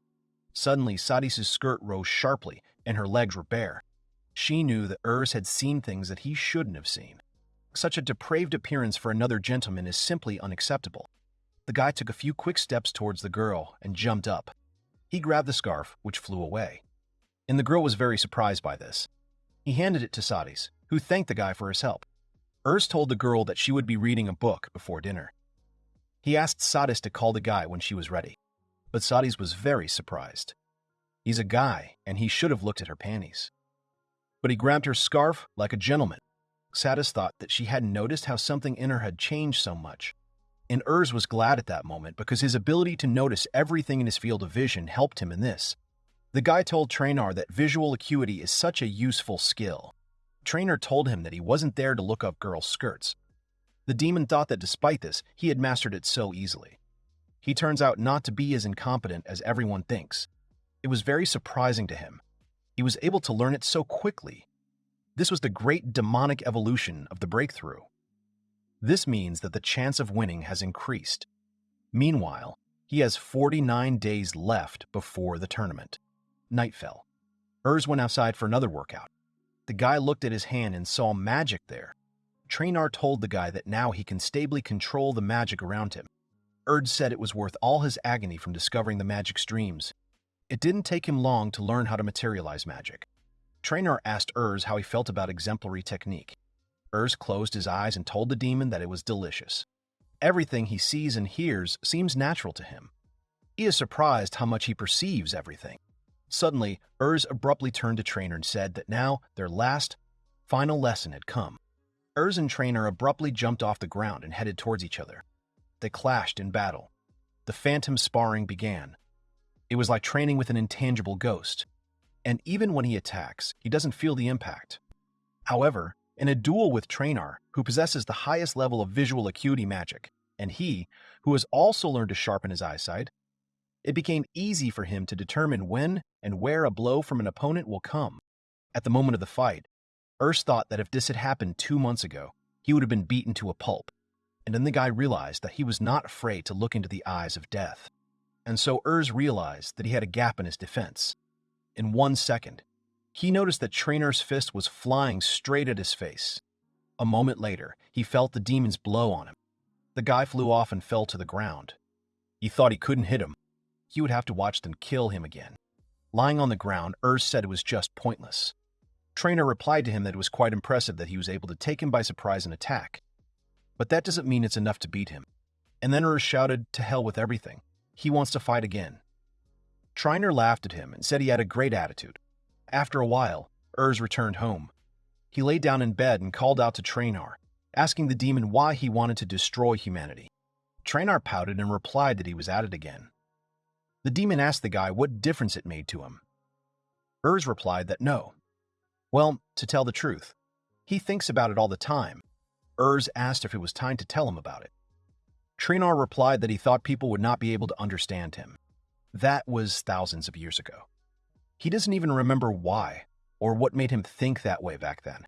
Somewhere deep in the caves, where the sunlight does not reach, there is a world of chaos, with musty air and harsh power. And this was Trainar's homeland.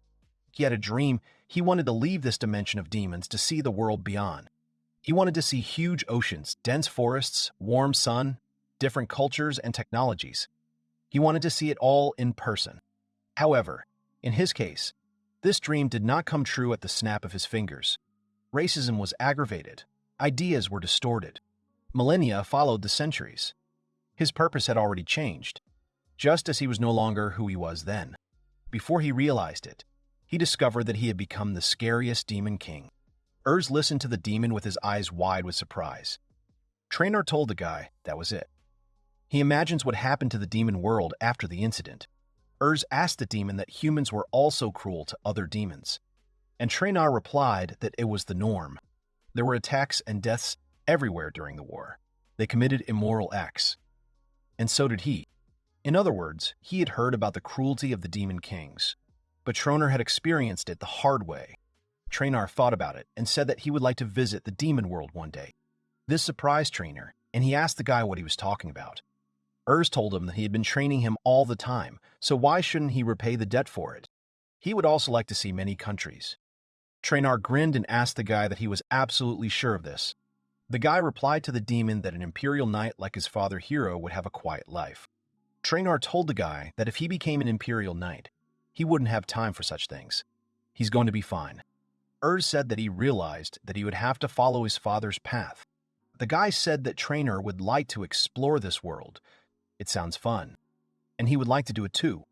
He doesn't want to end up staying in this country for the rest of his days. In this vast world, he would like to become stronger.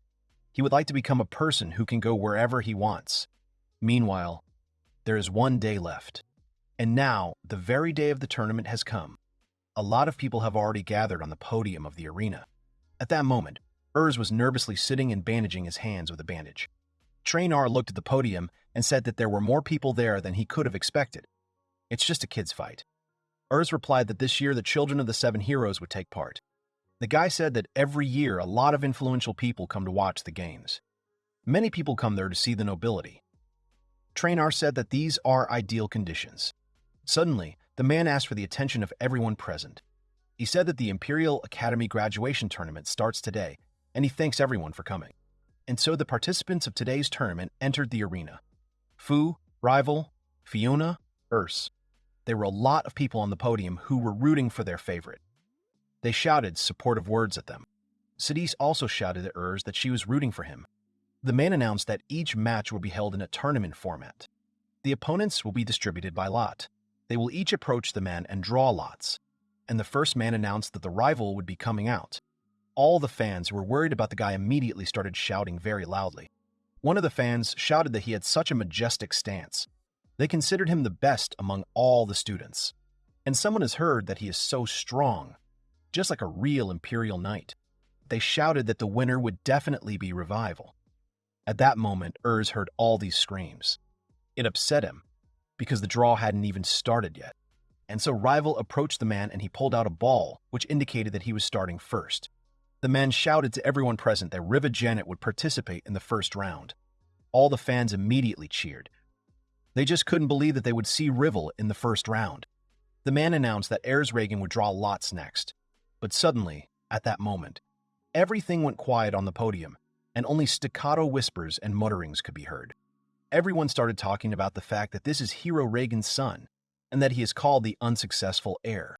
Someone replied to the guys that he could be a black horse, and he was told that they would live and see. Traynor asked Urs that he was up to something sinister, wasn't he? Urs looked at the demon questioningly, but the demon replied that it was okay. It was very interesting for him. And so Urs hesitantly approaches the man and grabs the box in which the balls were.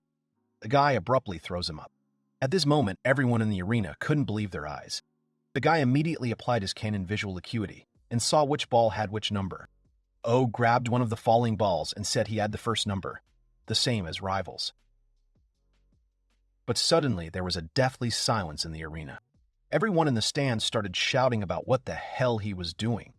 Doesn't he know his place? And Lord Hero grabbed his face and said it was so stupid. He's just an idiot. Everyone just couldn't believe that he was going to ruin a historic tournament. Rival was on edge.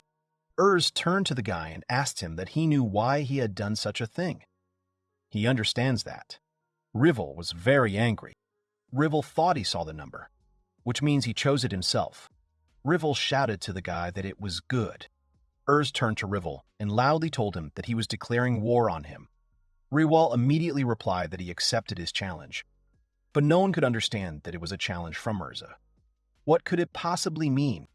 If Rival didn't mind, then they would see a quarrel between the children of the 7 heroes. But then, the man stopped the guys and told them that it was not allowed. He asked the ladies and gentlemen to calm down. Suddenly, the entire rostrum heard that someone shouted for everyone to be silent. It was Emperor Rathor Solja. At that moment, Traynor thought that his face was bringing back memories. One of the 7 heroes was the magical spearman Solja. The Emperor said that Erza Reagan's actions violated the rules. However, he turned to Rival and asked him that he accepted his challenge. The guy bowed before the Emperor and said that yes, that's right. He will definitely win this tournament, no matter who his opponent is. Solja said they didn't need to draw lots. He hopes that he and Urs were equal. And then Mamu shouted at Lee not to do it.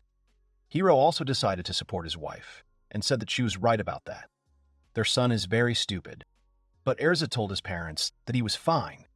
He asked them that it wouldn't be rude to reject a child's challenge. Emperor Solja stood up and said that his morale would rise. He gives it the go-ahead. This will not be a battle between graduates. It will be a real duel between warriors. Solja announced that Rival Janet and Urs Reagan will fight in the first round, and he admits this duel. At that moment, Urs remembered the words of the people, which was as expected from the hero's son. He just couldn't stand being told that. No matter how hard he tried, all his achievements were just the merits of his father, Hero. After all, for the son of a hero, it goes without saying. He felt that his efforts were worthless. After all, the guy understood that others did not see him as Erza Reagan, but as the son of Lord Hero. And he didn't want to disappoint them, but he couldn't live up to expectations either. So, he's going to fight Rival in this tournament. At that moment, the guy's parents were very tense. They did not understand what was happening to their son. The man announced to everyone present that this was the graduation tournament of the Imperial Academy, and now it's time to start the first round. He said that he was the child of one of the 7 sword heroes and the best swordsman of the Imperial Academy, and the dark horse of this tournament is Hero Reagan's son. There was a bit of confusion during the draw, but still.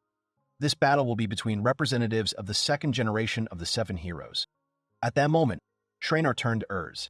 He asked the guy if he wanted to use it. In his mind, Urs replied that no, he wanted to test his strength first. The guy remembered how he honed his reflexes in training with a ladder, and also how he had a phantom sparring session with Traynor. He also had visual acuity training. He wants to see how far he can go with just simple techniques. Traynor laughed at him a little and said that's what he wanted to do in this situation. Suddenly, Urs turned and looked at Sadis. The girl was sitting in completely upset feelings.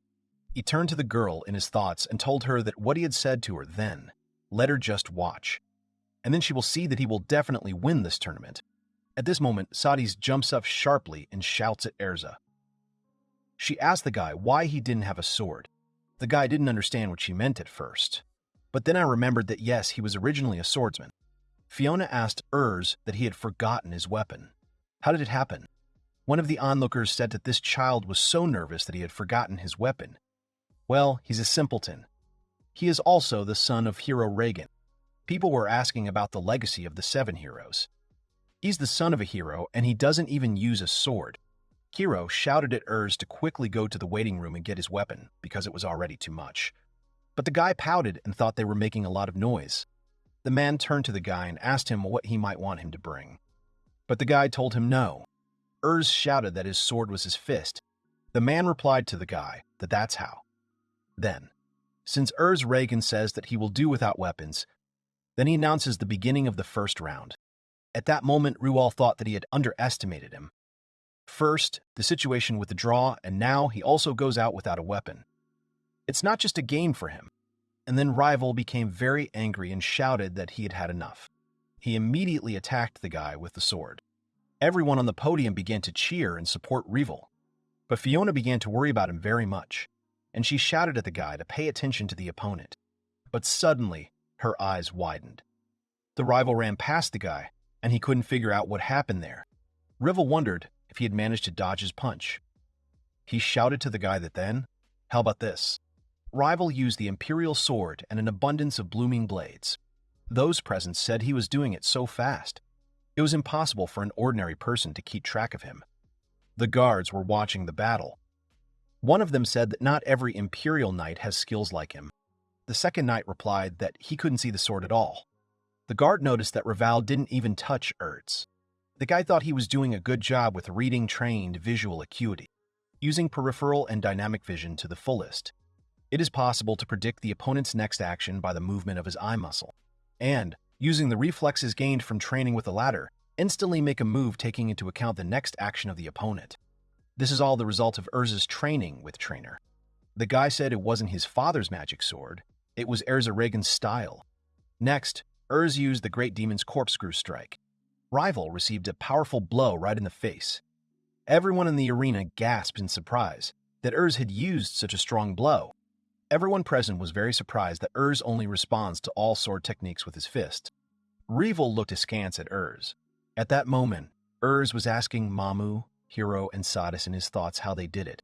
One of the guys shouted that it was a very powerful blow, as expected from the second generation of heroes. Those present said that there were rumors that there was nothing to look at in Hero Reagan's son. But it seems that he also has some talent, and it was not surprising, because it is in his blood. But the guy just couldn't believe his ears that they were talking about talent. He asked not to devalue his training with this word. Someone also said that he was sure that he had trained with his father. If it's true, then it's very cool. But they were all wondering what he would do to defeat Rival. Urz wondered why they thought he was training with his father. Hero has nothing to do with this. His father didn't do anything. He just dumped him. People shouted that the children of the heroes were simply amazing. Trainer asked the guy not to listen to them. He can still get rid of the Hero Reagan label. Urz told him that he knew that, but he didn't have time to think about it. At that moment, Riwal wiped the blood from his face. Urz thought that, as he thought, he had withstood his blow. Rival asked the guy how he got this power.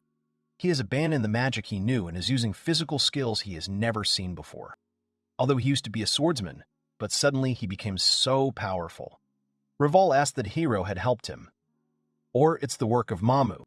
But Urz scoffed at him and replied that if that were the case, they wouldn't have such faces now. Rival did not understand him and looked at the guy questioningly. Urz said he trained his legs, sparred, and read a lot. Riwal was furious, and he replied that it couldn't be everything. Urz told the guy that yes, it probably wasn't just that. The guy said that the kind person who taught him the style helped him. He thinks he changed the guy's view of things a little bit after he met him. And as soon as he entered the academy, he faced an insurmountable wall. Of the children of the 7 heroes, he was the only one missing something. That's what he's been told all his life. He didn't have the swordsmanship talent that Rival had. He wasn't as good at magic as Fu. And he didn't have the same art skills as Fiona. Urs said he was the only one who didn't have a special talent. His inability to meet the expectations of others has become his curse. But that man then told the guy that he didn't have the talent to use a magic sword like his father. Therefore, he must use what he was definitely good at himself. And then, after these words, he really felt better. He doesn't want to imitate the heroes, he wants to go his own way. And he still doesn't know if this technique is right for him. He's still mastering it. Neither his father nor his mother helped him in this. Urs confidently said that he determines his path only by himself. These words shocked Rival, but suddenly it began to annoy him very much. He flared up in a second and asked the guy to stop joking with him. Rival asked Urs that he didn't want them to inherit the power of the 7 heroes. After all, the duty of the second generation is to pass on the power and achievements of their great predecessors to future generations. Rival remembered that he had always led the way in everything, but Urs couldn't understand why he was so angry. He turned to the guy and said that he understood his pride in the heroes, but that won't change his point of view. He's there to prove himself. The guy lowered his head and replied that this was how he spoke. But anger overcame Rival and he pointed the sword at Urs. The guy said he was very sorry. Traynor turned to Urs and said he got into it. Rival inflicted a lot of serious sword blows on the guy. Everyone was seriously scared for him. Traynor thought about the fact that people, as a rule, are only able to work at 30% of their full potential. But in critical conditions, it can be fully used. Sometimes this is called entering the zone. Some people may intentionally enter this state. And even with Urs's eyesight, it was difficult for him to keep track of him. Urs tried to defend himself with all his might from Rival's blows, and he thought that this was not good. In the current state, victory was simply impossible. Traynor and Urs decided that in this case it was time for them to change it. He needed to evenly envelop his entire body with the magical power released from their many channels open with such pain. Everyone looked at this sight with surprise in their eyes. It was the strongest physical strengthening technique of the Demon King. Traynor said that green is the color of the attribute of the earth, a color full of life and prosperity. It was the magic he deserved. This was the great demon's breakthrough. Traynor turned to Urs, and he asked him to tell who he was up to this point. Urs replied that he was the son of a hero. Traynor immediately asked the guy who he was now, and Urs replied that he had become a disciple of the great Demon King. Traynor asked the guy who he wanted to become, and Urs confidently said that he wants to become a new, real himself. Traynor shouted that it was exactly like that, so let heirs prove it. Urs realized that this was the first time Traynor had called him by his first name. For the first time in his life, he was recognized not as the son of a hero, but as heirs Reagan. And he will definitely repay him for everything he has done for him. And by showing the results with his fists, he will thank him again. After all, such gratitude is much more worthy than buying a bunch of books, isn't it? And Traynor told him that he was telling the truth. Suddenly, Traynor used the shimmering strike of the great demon. It was so powerful that Rival couldn't resist, and he flew away and crashed into a wall. Rival was sitting against the wall and couldn't move. Everyone in the arena fell silent, and they didn't know how to react to it. Few asked Fiona what he had won in this round. The man shouted that it was a crazy turn of events in the arena. Rival Janet was defeated. As soon as the man began to say which of them was the winner, Rival held his weapon in his hands and he said, "The Imperial Sword." At the same moment, Rival took off with the last of his strength and he headed for Urs. Everyone on the podium held their breath, because none of them expected this. Everyone shouted the name of the guy they were worried about. Urs began to turn slowly towards Rival, and he saw that he was rushing at him. Shortly before that, at another training session, Urs turned to Traynor and asked him if he would be able to learn this technique. Traynor thought about it and asked again what he was saying about that very technique, namely, about the great demonic spiral of the Devil's Breakthrough. Traynor told the guy that this technique consumes a lot of magical power and it will be difficult for him to control it. Urs asked the guy if that was really the case. Traynor told the guy that with the abilities he has, it will take half a year of time, long and hard training. The guy couldn't believe his ears, because he didn't have that much time to prepare. After a second, his opinion changed, and he told Trainer that no, he would definitely master it right now. And so, standing in the arena and fighting with rival, he applied the great dynamic spin spiral of the Urza breakthrough. Everyone present was in shock, and they couldn't understand what was happening right in front of their eyes. Trainer also couldn't believe that Urz had decided to use such an ability without preparation. He tried to call out to Urz, but Urz couldn't hear him anymore. Sadis held her breath and waited for what would happen next. And Urz was fully determined to win this tournament. But suddenly, Urz gets hit right in his face. His magic began to decrease gradually. Rivel's punch was so powerful that he rolled head over heels across the arena. The guy found the last of his strengths to stand up and look at Rival. But it wasn't just him he saw there. In front of the guy were Mamu and Hiro, who were looking at the guy with a serious expression on their faces. Everyone immediately started whispering that it was Hiro and Mamu Reagan from the Seven Heroes. But why did they suddenly enter the arena and stop the battle? Urz got to his feet and angrily asked his father why he was there. And then Lord Hiro announced to the entire arena that Urz Reagan was disqualified. Therefore, the tournament continues without him. Urz was furious. He attacked his father with questions about what it even meant and why he was suddenly saying that he was disqualified. At that moment, the entire arena heard Sadi scream very loudly. Everyone immediately noticed the girl, who was trembling and screaming. She dropped her basket because she was overwhelmed with emotion. Sadis asked young Master Erza in the entire arena why he was using the Demon King's technique. Trainer wondered if this girl was really a survivor from the city of Shisonatami. No one could understand what was going on in the arena and why Sadish was talking about the Demon King's technique. Mamu immediately ran up to Sadis and began to calm her down. She asked the girl why she was so scared. But the girl only repeated that this was the Demon King. Urz thought that he had never seen Sadis so agitated and scared before. Lord Hiro told the guy that this tornado was the technique that the Demon King used to destroy Sadis' hometown. The guy was very surprised by this. After all, he knew that Sadis was an orphan of war, but he did not know that this technique was to blame for everything. Hiro took Urz's hand and said that they were leaving the arena now. Hiro asked the guy how he knew about this technique and what he was doing in his absence. Urz replied to him that he just wanted him to see how strong he had become. After all, he had tried his best every day up to this point. But suddenly, Urz got a punch in the face from his father. Hiro asked his son what he was trying to do.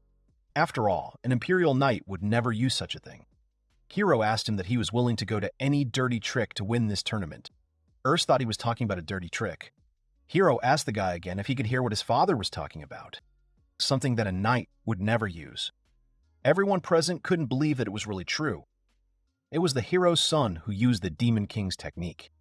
What a horror it is. They couldn't believe that he was using the enemy's technique. The children of the hero seemed to have no dignity. Some of the people wondered why he suddenly became so strong. The previous techniques he used were also insane. People said he cheated because he knew he couldn't win. It was just disgusting. Urz had heard all these conversations and he didn't understand what they were all saying. After all, they are wrong. People shouted at the guy that he was a loser, and he would always remain one. He didn't even try to win without using the Demon King's technique. They were all very sorry for Rewal. All the people asked that Urz be taken away from the arena, but there was still an opinion in the guy's head that they were all wrong about this. Suddenly, Trainer appeared in front of Urz. The demon asked the guy to tell Lord Hiro about his existence, and that it was he who forced him to take such a step. After all, Hiro knows what only he knows, therefore he will believe in its existence. But Urz didn't understand what Trainer was talking about. The demon told the guy that it was completely his fault. He should not have passed on to him the knowledge of the enemy of humanity. The guy asked Trainer to stop talking like that. After all, he has grown above himself and has become better only because of him. Sadie still couldn't come to her senses, and Mamu calmed her down. Urz asked the demon that it was hard for him to be killed by people. Trainer shouted to the guy that it was not too late. He can still be forgiven. But Urz told him that no. The only thing that always saved him was his words. Urz told Trainer that it was definitely not his fault. The guy with a smile on his face asked the demon what was wrong with him becoming his disciple. He just taught him his technique. But the demon was shocked by these words. Urz added that his techniques and the experience gained over these 2 months. And he just couldn't let them take it all away from him. And the nerds couldn't stand it, and he attracted the attention of every person who was sitting on the podium of the arena. He shouted at everyone to stop their stupid screams and shut up for a minute. Heirs told everyone that he trained like crazy in order to master his style. He endured a lot of pain and suffering, and finally, he mastered it. It was his mentor's technique that helped him get back on his feet and gain strength. It was the culmination of his journey. But he didn't need their criticism. Hiro tried to somehow stop Heirs from saying stupid things. But in response, he received a punch in the face from his son.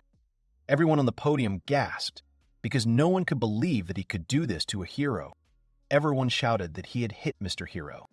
Heirs turned sarcastically to his father and said that this was the last time he would call him father.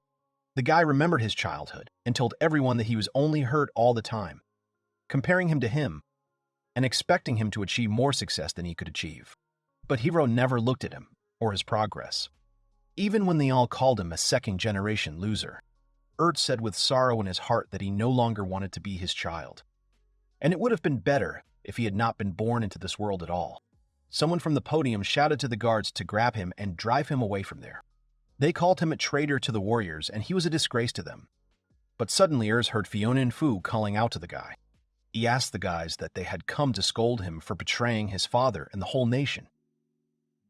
But it didn't matter to him anymore. He had had enough. And at that moment, he applied the great dynamic spiral, the spiral to break through the Urza. Fiona and Fu immediately shut themselves down to escape the attack. When the smoke around Heirs cleared, everyone saw that a huge hole had appeared in its place. They assumed that Heirs had escaped, but it just couldn't be, because he couldn't escape underground. Fiona immediately rushed after him, but Fu managed to hold her back. She shouted at Heirs to stop and not do anything stupid. At that moment, the guy was flying straight down from a great height. He imagined in his head how they were all a team of children of heroes walking and playing with each other. He thought they would surpass their parents and become superheroes. The guy remembered when he was already older that Mamu apologized to the guy once again and said that they would definitely take a day off tomorrow, and she promised him that. And he also remembered how he approached Sadie's at her graduation and asked if she would leave them after she graduated. Sadie's replied with a sweet smile that she would never leave the young master. But now Sadie's was very scared, and she did not understand why the young master used the magic of the Demon King. At that moment, Heirs tore through the earth with magic and got to his feet, looking at the moon. Meanwhile, there are 0 days left until the worst day of his life. The guy lay down on the ground exhausted and began to cry very hard. He shouted that the situation was just a curse for him. At that moment, Trainer was sitting next to him and watching his condition. He thought that the guy couldn't even get to his feet. But that's to be expected after all this. After all, the limit of using a breakthrough is 90 seconds. Moreover, he had used the breakthrough spiral twice.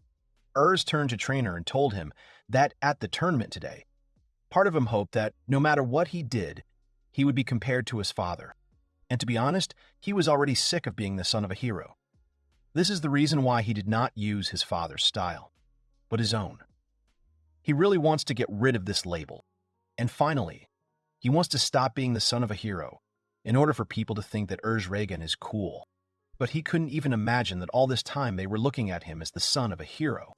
The guy understood that the world wanted him to be the perfect hero. They did not think that he had become stronger. It was so sad for him. Trainer listened to him and regretfully let go of his head. He replied to the guy that there was only one way to fulfill his wish. Trainer told the guy that in order to do this, he would have to surpass Hero's achievements. The demon decided to ask the guy for his thoughts on why the hero is so revered in society. Yes, all because he defeated him, the ruler of the world. The demon turned to Heirs and told him that if he achieved more, then everyone would know about Heirs Reagan's power, whether they wanted it or not. But Heirs still did not understand how he could surpass his father. Trainer sighed heavily and replied that he did not know it himself. The demon said that there are different ways to achieve success. Unite the country. Invent something great. The only thing he can say for sure is that the answer is not limited to this empire. The demon told the guy that he should target the whole world and the people living outside the empire. Let everyone know his name. Heirs asked Trainer what they were saying about how to surpass his father. The guy remembered that Fu is the greatest magician in the world. Rival is an unsurpassed swordsman. and Fiona is the best spearman, and heirs is the strongest hero, surpassing even his own father. He decided that he needed to get back to basics. The guy got to his feet and said, okay, then they'll do it. They will do something magnificent than his father did, and this time he won't let them ignore them. Therefore, heirs suggested that Traynor go to the ends of the earth. The head guard asked the others if they have found heirs Reagan, but the knights replied that no, they had already searched the entire 5th Street, and he's not here on the 2nd one either. The man said, damn. He did not understand where this child could be. Suddenly, their grandfather turned to them and apologized to the knights.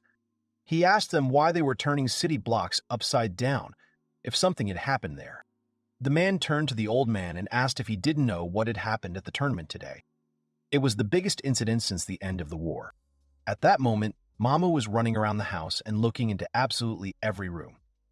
She looked to see if Heirs was there, but he wasn't in any of these rooms. She thought he might have come home and waited for them there. Even though there is still a remnant of the Demon King's army, all the knights have been sent to search for him. But there is still no information about Erza, and Hero has already started looking outside the capital. And if suddenly another squad finds Urs first and starts a battle, then they will not be able to bring him back. Mamu opened the closet in the hope that maybe he was sitting there. Mamu recalled the very moment from the tournament when Urs shouted to his father that he didn't want to be his child anymore. And it would have been better if he hadn't been born at all. Mamu couldn't understand what had happened to him. His fighting style suddenly changed, and he also used the techniques of the Demon King. Mamu began to guess that he had complexes because of her and because of Hero. She didn't even think that she had ever looked around Urge's room well. Mamu took the book and said it was nostalgia, because it was an academy textbook, and he was more shabby than hers. There were so many bookmarks in it. This textbook was different from what it was in her day. Mamu noticed that the bookcase in his room was just huge, and it was almost filled to the top with reference books and technical literature. She understood that even her and Hero's generation hadn't gone that far. He worked so hard to get approval, this kid was constantly criticized, and she finally understood what complexes are. He was crushed by too many expectations about him. She knew what others thought of him, but she didn't pay attention to his hard work, even by the standards of the 7 heroes. She'd never seen it or understood it. The girl was shocked at how she could have allowed this to happen at all. She no longer knew what to do in such a situation. Mamu fell on her knees and said she was so sorry. She apologized to Urs. Mamu said she was a bad mother. She should have been there when he needed her so much. She was the one who had to take care of him. She didn't know anything about her son. She didn't even know what was going on with him. And about the techniques of the Demon King, too. At that moment, Mamu heard Sadi scream. She jumped out to the girl and asked her why she was there. Did she run away from the hospital? Mamu tried to tell Sadis not to do that. She needed to rest. But Sadis turned to Mom and asked her where the young master was. Mamu lowered her head and told her that he had run away somewhere. He and Hero are still looking for him. Sada said that she had heard that the nurses at the hospital said that all the Imperial Knights had been sent to search for Urs, and if he's related to the Demon King, then he will not escape punishment. The girl said that when she heard this, she couldn't stay there. Therefore, she also went to look for him in the city. The girl hugged each other, and Manhwa told Sadis that he would be fine. He and Hero won't let that happen. Meanwhile, all the people in the city were saying that Erza had used a trick to get into this competition, and he became stronger because he used a forbidden technique. But in fact, this is not the case. She saw how the young master was constantly training, but the way he moved at the beginning of the match is definitely the young master's skills. She tried her best to prove that he definitely wasn't cheating. This was indeed the young master's strength. Sadi said she was the closest to him and knew it. She asked Mom to bring the guy home. At that moment, Mamo became even more upset and thought that she was just a terrible mother. He preferred Sadis, and she understands why he did so. Mamu turned to Sadis and told her that she wanted her to help her. She had to find out everything about her child, and even if it's too late, even if she's a bad mother, she wants to see him again. The girls hoped very much that Urs would return to their home. Mamu asked her son to give her another chance. At that moment, a carefree Urs was walking along the road with Traynor. The guy asked the demon how long they had been on the road. Traynor thought about it and replied that they had been walking for about 3 hours. The guy grabbed his face and said, "Damn, they were taking too long." Heirs was in a panic, and he shouted to the demon that there was a forest everywhere. Everywhere they are surrounded only by the forest. Where is the city? Trainer replied to the guy that it was not so easy to find the city, but at least Trainer suggested to the guy that they could set up camp. Heirs wondered what he was saying about an outdoor camp. The guy thought that his father had power and money. He misses the fluffy crib and sadist dishes. But Trainer looked at the guy accusingly at that moment, and immediately Heirs remembered his main purpose, which is why he is there. The guy shouted that no, he decided to surpass his father. Therefore, they will make this camp. Heirs turned to Trainer and asked him that he knew exactly how to set up camp for them. The demon replied that yes, of course.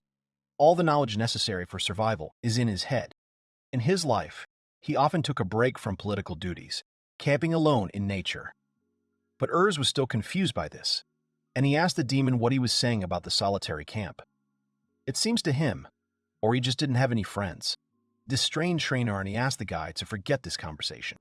And suddenly Heirs' stomach rumbled with hunger, and he told the demon that they would need to get food first. When they were walking through the forest, they noticed that there was a huge rabbit. Heirs immediately rushed at him and shouted that they had finally found the meat. But the rabbit managed to jump out from under the Heirs at the last second and not fall into his hands. Heirs plopped down on the ground. This made him angry, and he snapped at the rabbit. But he had no plans to stop. He shouted at the rabbit, calling it his meat, to stop. He chased after him for a while, but all to no avail. When Heirs was exhausted, he fell to the ground and told Trainer that he couldn't keep up with him. The rabbit is very fast.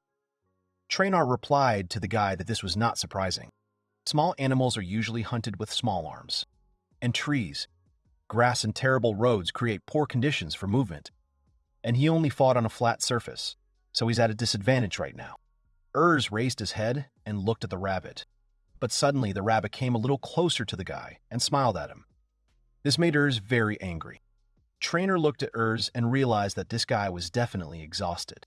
He told Heirs that he would help him with this. And as soon as Heirs approached the rabbit, he immediately began to run away from it. The guy tried to catch him again, but the rabbit managed to escape from his hands, and Heirs fell to the ground again. Heirs just couldn't figure out what to do now. He worked on his dynamic vision, on the development of reflexes, peripheral vision, and his solution is to instantly perceive the surrounding area, and thanks to this, they will determine the most effective way. As an expert in this case, Trainer told the guy that he would help him in this case. Trainer will show him the way he needs to move. It will be like a ray of light. But first, Trainer told the guy that he would have to jump into the bushes and sit there for 2 hours.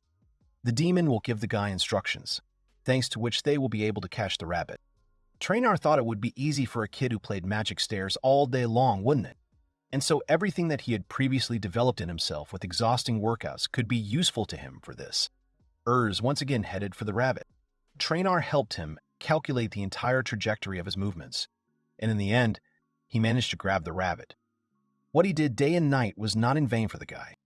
Heirs fell to the ground, but the rabbit remained in his hands.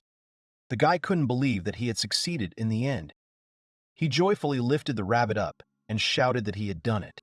He began to dance joyfully with a rabbit in his hands, and Trainer, who was watching him, said that he had finally done it. Trainer told the guy that now they can start cutting. This made the guy very tense, and he asked the demon what he meant. But Trainer made a straight face, and he asked the guy if it wasn't obvious to him.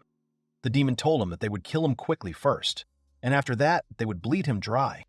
This threw the guy into hysterics, and he asked the demon to wait. The guy asked Trainer what exactly he should do, but why him? Trainer sarcastically replied to the guy that he saw someone else there.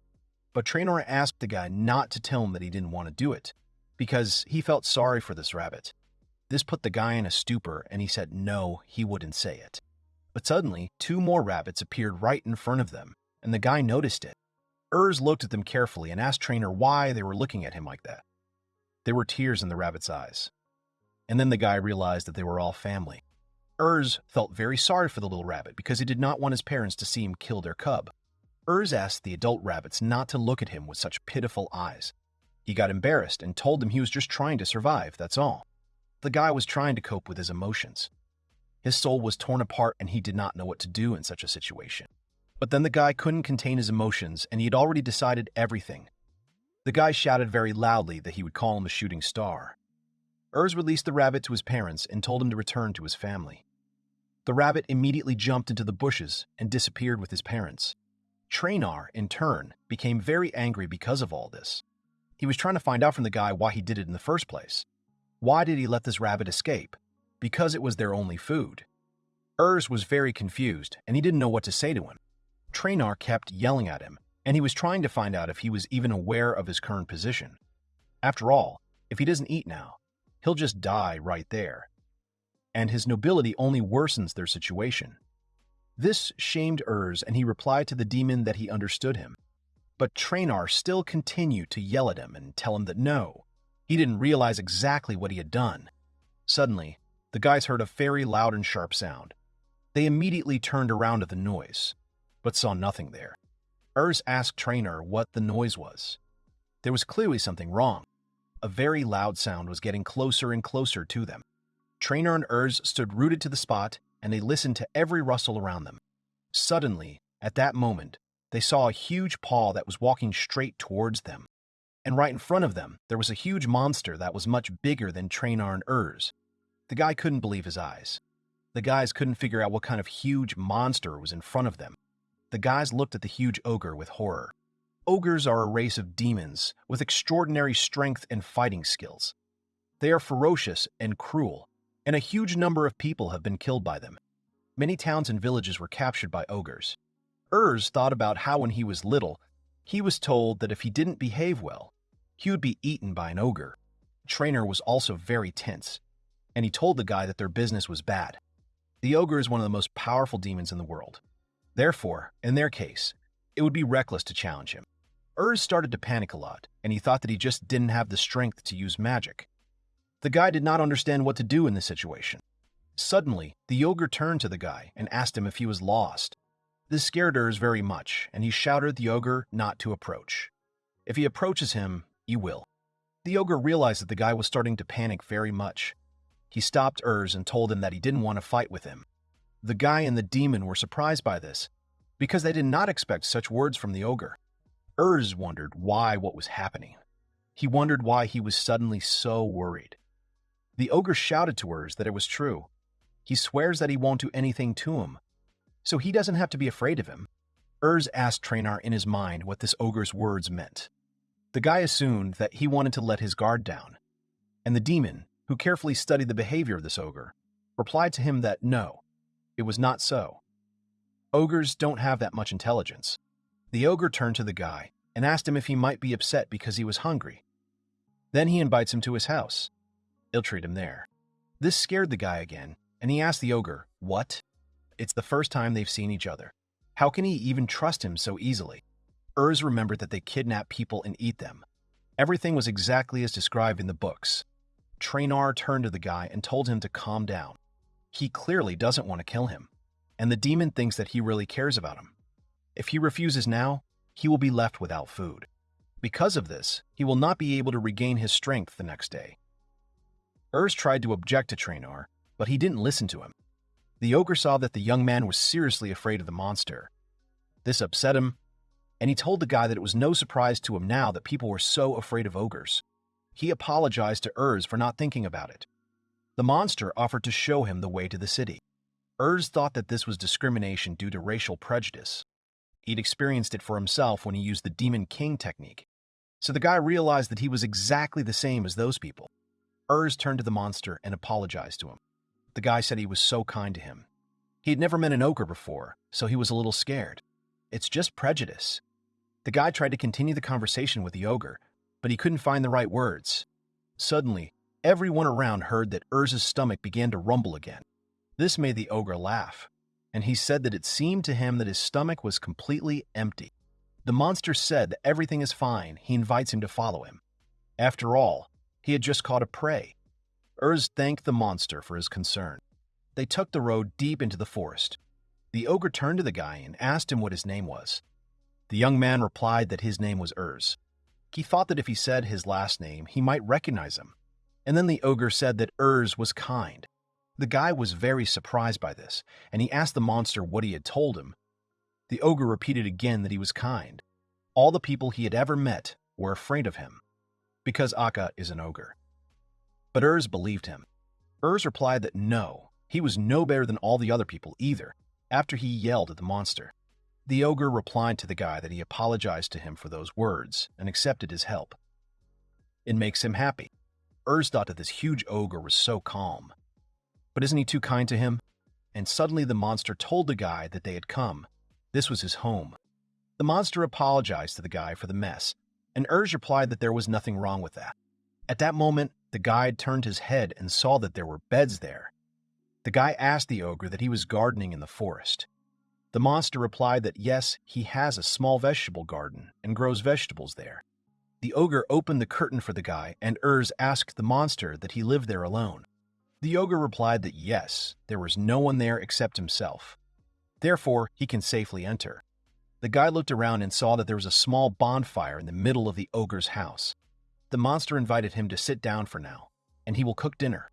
Urs thought that this house is not at all like the houses that stand in the empire, because the size of the furniture and tools is different. Traynor told him that such houses were being built in eastern countries. But he's a little rough in places, and it looks like this ogre built this house himself. The guy was very surprised by this, and he told Traynor that this monster hunts and grows vegetables himself. So he also built a house on his own. Traynor told him that, unlike this ogre, he was exhausted trying to catch one rabbit, so he is very different from Erza. The guy only chuckled in response to the demon's words. Suddenly, Urs felt that a pleasant smell of food was coming from the kitchen. The ogre came out of the kitchen and told the guy that he had everything ready. The monster put beautiful and appetizing dishes on the table. When Urs saw them, he was very surprised. He turned to the ogre and asked him that he had bought it all somewhere. The monster replied that it was not. It was the meat of the beast he had just caught, salad of wild plants and vegetables from his garden. And there was also cereal from the demon world. People call it rice. The ogre told the guy that he hadn't tried it yet, but he was interested. He handed the guy a fork, and it surprised him too. The ogre wished Urs a pleasant appetite, and the guy began to eat. He tasted the first piece of meat, and his taste sensations were unimaginable. The meat had a gently spreading gravy, and the meat itself was crispy, which penetrated into his stomach. After trying this rice from the demon world, the guy decided that it was more saturated than most varieties of rice. It was very juicy. The guy was very tasty. Next, he drew attention to the fresh, juicy salad. The guy thought that Sades would be angry at him if he did not follow the rules of decency, but he decided to try it anyway. The guy put a salad on a fork and immediately ate it. Urs was delighted with such exquisite taste. The salad had fresh vegetables and fresh meat. He just can't stop eating. The ogre saw the guy eating his dishes, and he was a little scared. The monster turned to Erza and asked him why he was crying, but Urs didn't understand what he meant. This upset the ogre, and he asked the guy what he had prepared, how tasteless the dishes were. But the guy was in a stupor, because he couldn't answer him with his mouth full. The guy showed the guy 2 fingers and continued to chew. When he had eaten everything, the guy apologized to the monster and told him that the food was just so delicious. He hurried and made a strange face, and he's crying as he ran away from home. The guy admitted that he couldn't tell him how it all happened. He just can't go home. Therefore, he decided that he would figure it out on his own. But the truth was, he couldn't even find enough food for today. The guy's body began to shake, and he said that now that he had tasted the ogre's dishes, he remembered his native home, and it made him very upset. Urs understood that he couldn't go back home because he had made his own decision. He just has to keep moving forward. But suddenly, the ogre Eka showed the guy 2 fingers too. He smiled sweetly at the young man and told him that he should thank him too. He's an ogre, but he hates fighting. Eka told Urs that people are afraid of how they look. So he went into the woods so as not to scare anyone. And now he has been living in this forest for more than 10 years. So he is very glad that he is not afraid of him. Akka thanked the guy for finding his food so delicious. The ogre told the young man that Urs was a great guy. Urs thought that a great guy was Eka. But because he is an ogre, he is alone because of this label. Eka can't even get out of the woods. Eka turned to Urs and asked him, if he could, to tell him about the people. The ogre thought that if he got to know people better, then maybe he could find friends. Urs asked Eka what he was talking about right now. The guy smiled sweetly at the ogre and asked him if they weren't already friends. This touched Eka very much. The guy was very surprised by this. and Eka said again that Urs was really very kind to him. Since childhood, he had been surrounded by people in the Empire who always looked down on him, and classmates who wanted to be friends with him, because he was the son of the hero, Lord Hero. Urs never thought that he would have friends with whom he could communicate on equal terms. Urs was touched that the ogre reacted to his words in such a way. He asked Eka not to cry about it. Deep down, Urs realized that he was glad that he had left the Empire. Trinar told the guy that the son of the man who once defeated the Demon King calls the demon a friend. It was amazing to him. But suddenly, Trinar's gaze falls on things covered by something. After a while, morning came. Eka showed the guy the way and told him that there was a river right along it, and if he follows the river towards the mountains, he will reach the city. Urs thanked Aka, and the ogre cleaned his clothes perfectly. Eka replied to the guy that it wasn't difficult for him. The ogre asked the guy if he was sure of his decision, that he didn't want to go home. The guy told him that yes, he wouldn't be able to go back there anyway. Urs asked the ogre if he wanted anything from the city. The guy thought he had to get out of the Empire. As told Eka that after all he had done for him, he would like to thank him. The guy added that they had just become friends. Wouldn't he be lonely? One day he will come back to him. This touched the ogre, and he said that Urs was truly a kind man. The guy told him that it was good. He had already figured it out. Urs asked the ogre what he wanted him to bring him. The guy offered to bring him furniture or tools. Eka replied to him that he actually wanted to try the cakes. This surprised the guy very much. Eka told Urs that he had heard that cakes made by humans are sweet, lush, and delicious. Therefore, he would like to try them at least once. Urs replied to him that it was good. He understood him. Urs started walking away from the ogre, saying that he would be back soon.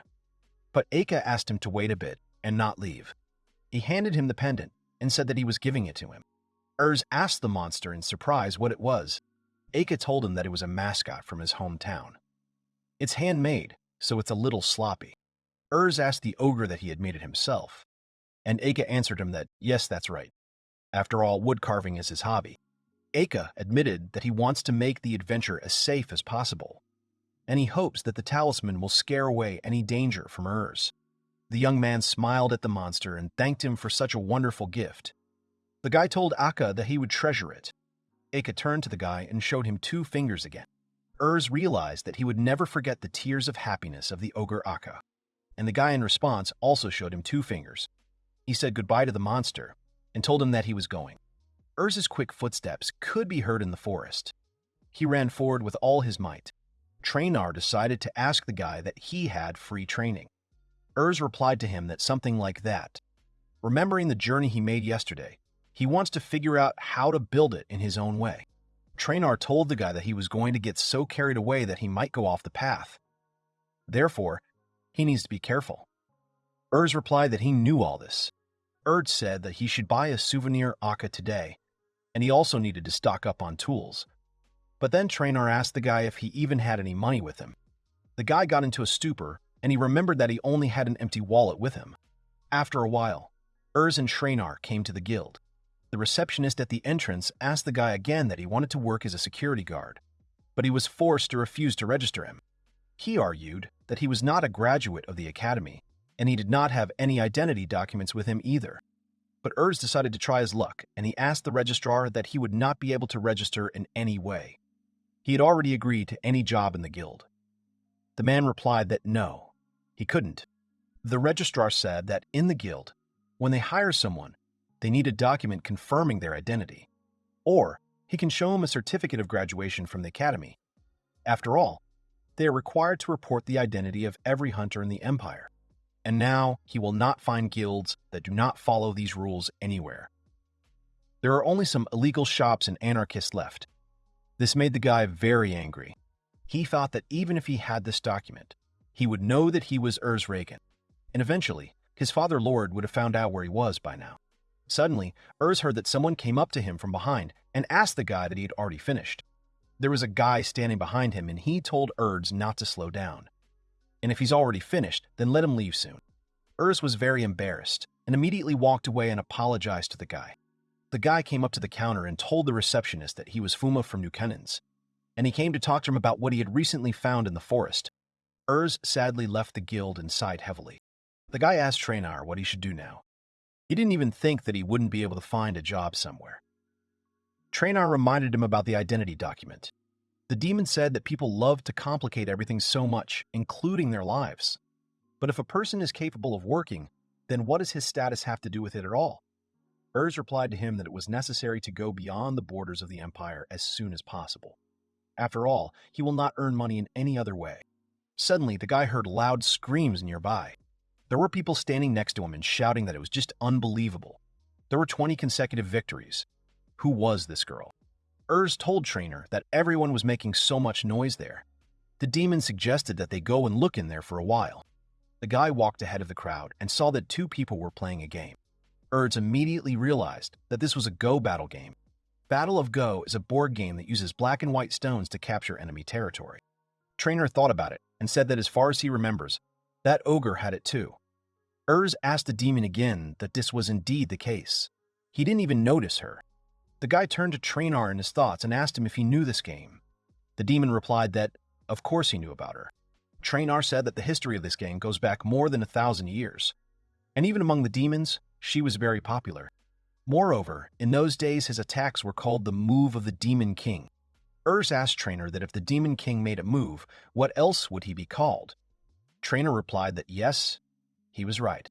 And then the guys heard a question from a man that no one else wanted to try to play the game. He asked the audience if anyone wanted to try to defeat Shinobu Stoke from Japonia. The guy looked at the girl and thought that she had won so many games in a row in the Battle of Go. But who was this girl? She was about the same age as Heirs himself. The guy thought she was from Japonia. She's very different from the people from the Empire. Trainor told the guy that these people are not ordinary residents of Japonia. Most likely, they are warriors. Heirs asked the demon what he meant by the Japanese warriors. That is, they are samurai. Trainor replied that this was not entirely true. They're not samurai, most likely. And the man once again asked those present that no one wanted to play with her. After all, the winner will be presented with a cash prize, 100,000 Subira. And then Heirs thought that he had a chance to win this cash prize. But Shinobu turned to Koga and said that he would stop shouting so much. After all, they have already earned enough. And besides, she understood the local level of the players. She killed time, but there is no light in the game at all. At that moment, Heirs thought that if he lost, he would have to give the same amount of money. Shinobu said that besides all this, she is beautiful, in good shape, and very attractive, isn't she? But he put everyone present in a stupor. Shinobu said that's why she dislikes the ignorant looks of stupid people. She sighed and said that it was hard for beauties to live. This began to annoy Heirs, and he thought she was modest, but of course, he did not guess her character. Suddenly, people in the crowd started asking what this girl was saying. She's just good at playing Go battle. But of course, she was really strong. Shinobu suggested to the guys that they should turn down the shop as soon as possible and reunite with their brother. Heirs thought that no one else came out to play with her. But is she really that strong? And then, Trainor told the guy that there was a cash prize there. He asked Heirs to go and play with her. But Heirs looked at the demon questioningly. The guy asked to wait for the demon, and he told him that he had never played Go battle. Trainor told the guy that he didn't have to do anything. The guy asked Trainor in surprise what he was talking about. Heirs wondered if he could really help him with that. Suddenly, Shinobu and Koga heard that Heirs asked them to stop and wait for him. After all, he decided to volunteer and try to play with a girl. Everyone immediately gasped in surprise. Everyone started whispering that he was so young and took this step. It was a very brave thing for them to do. Everyone wished him luck, and Heirs sat down in front of the girl. Shinobu asked the guy that he was about the same age as her. Heirs replied that he was 15 years old. Shinobu thought about it and said that she was also the same age. She assumed from his appearance that he was from the Empire. But despite this, he did not look strong. Heirs wondered if they were talking about this right to a person's face. Shinobu said that, however, it didn't matter to her. She suggested that the guy just enjoy the game, and then Koga shouted that they were starting the game. Shinobu told the guy that she was giving him the first move. Heirs thanked the girl sarcastically and nervously fingered the stones in his hand. And then, Trainor told the young man to go to the upper right corner. This is called the star attack. The guy did exactly as the demon advised him. Shinobu looked at this move and thought about it. She asked the guy that he was using ancient game tactics. Traynor replied to her that, of course, he was using tactics from 15 years ago. The girl took the stone and decided where she would go. But suddenly, the girl's eyes widened in horror. She started twitching, and the guy sat there and did not understand what was happening to her. Why did she suddenly start acting like this? Shinobu started screaming in panic that she wasn't. This is nothing more than a surprise attack by a small army. Traynor chuckled and asked that she wanted to destroy these stones, didn't she? The girl thoughtfully decided that if she did not remove them, then he would get to the main camp. And Traynor thought that in this case, the protection of this girl would be destroyed. He was very interested in what she would do in this situation. At this point, Urs turned to Traynor, and he asked to explain to him too, so that he could understand what was happening in the game. But then Shinobu sighed heavily and thought that she would have to do it. The girl shouted that she was accepting the challenge. This pleased Traynor, and he shouted that he knew it. Everything is going as she hoped. Traynor shouted for the girl to bow down before his winning move, but Shinobu couldn't believe it.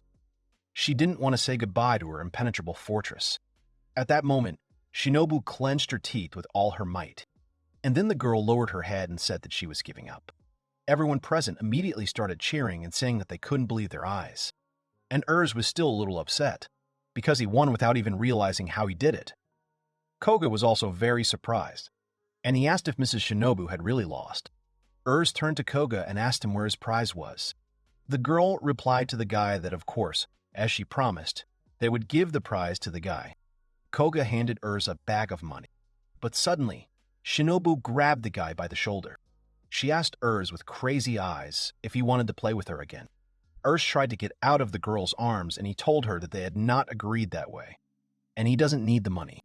Shinobu replied to the guy that she had never lost to a 1-year-old. Not in battle, not in grades, not in beauty. But the guy thought that actually he wasn't playing with her, but Traynor. Shinobu told Urs that even someone like her didn't have a living place left. She hadn't been overcome by such violent emotions for a long time. And Traynor liked this game and asked the guy what he would do. After all, a demon can play this game as much as he wants. Urs told him not to do it. It seems like an extra hassle to him. Urs turned to the girl and told her that he had some plans, so he would not succeed. This upset Shinobu, and she replied that she understood everything. Then she decided to go with him. This angered Urs, and he asked her what she meant. Koga turned to the lady and told her that they also had plans. But Shinobu asked him to shut up. The girl had crazy eyes, and she once again asked the guy if she could go with him. After all, he had the opportunity to be with such a nice girl. Suddenly, something popped out from under the girl's sweater and fell not far from the guy's. Urs immediately realized that it was the girl's chest that had flown away. Shinobu was very confused by the situation. She immediately jumped to her chest and began fumbling in her sweater. After that, Shinobu turned to the guy and smiled sweetly at him. She asked him to forget everything he had seen. The girl took off and immediately ran away from the guy. Koga and his assistant tried to shout and try to stop the girl, but she didn't stop and the guys ran after her. After a while, Urs came to the candy store. There were many beautiful cakes in the windows. The guy looked at them and told the seller that he did not know that there are so many different types of cakes. The guy turned to Traynor in his thoughts and asked him if he knew the ogre's preferences. But Traynor told him that how could he know about it? The demon said that if you take it as a gift, it's better to take a cream cake, and if you take it cheaper, then a cupcake. Urs thought about it. He turned to the seller and asked him to then give the guy all the kinds they have, one piece at a time. But this angered Traynor. Urs told him that if they bought everything, then they would definitely not miss. They have a lot of money now, so it's okay. But Traynor told the guy that that wasn't the problem. He noticed this in his bookstore, when he asked the seller to sell him all the books. Traynor asked the guy that he didn't know how to manage money at all, did he? This angered Urs, and he replied to the demon that no, it was not true. He told Traynor that the princess was even worse. She ordered a huge cake for his birthday, but Traynor asked not to compare himself with her. The seller told Urs that he would have to wait a little while she packed the cakes, and Urs told her that then he would wait for a cup of tea and that cake. And Traynor was outraged again. Tea was poured for Urs, and he sat down at the table.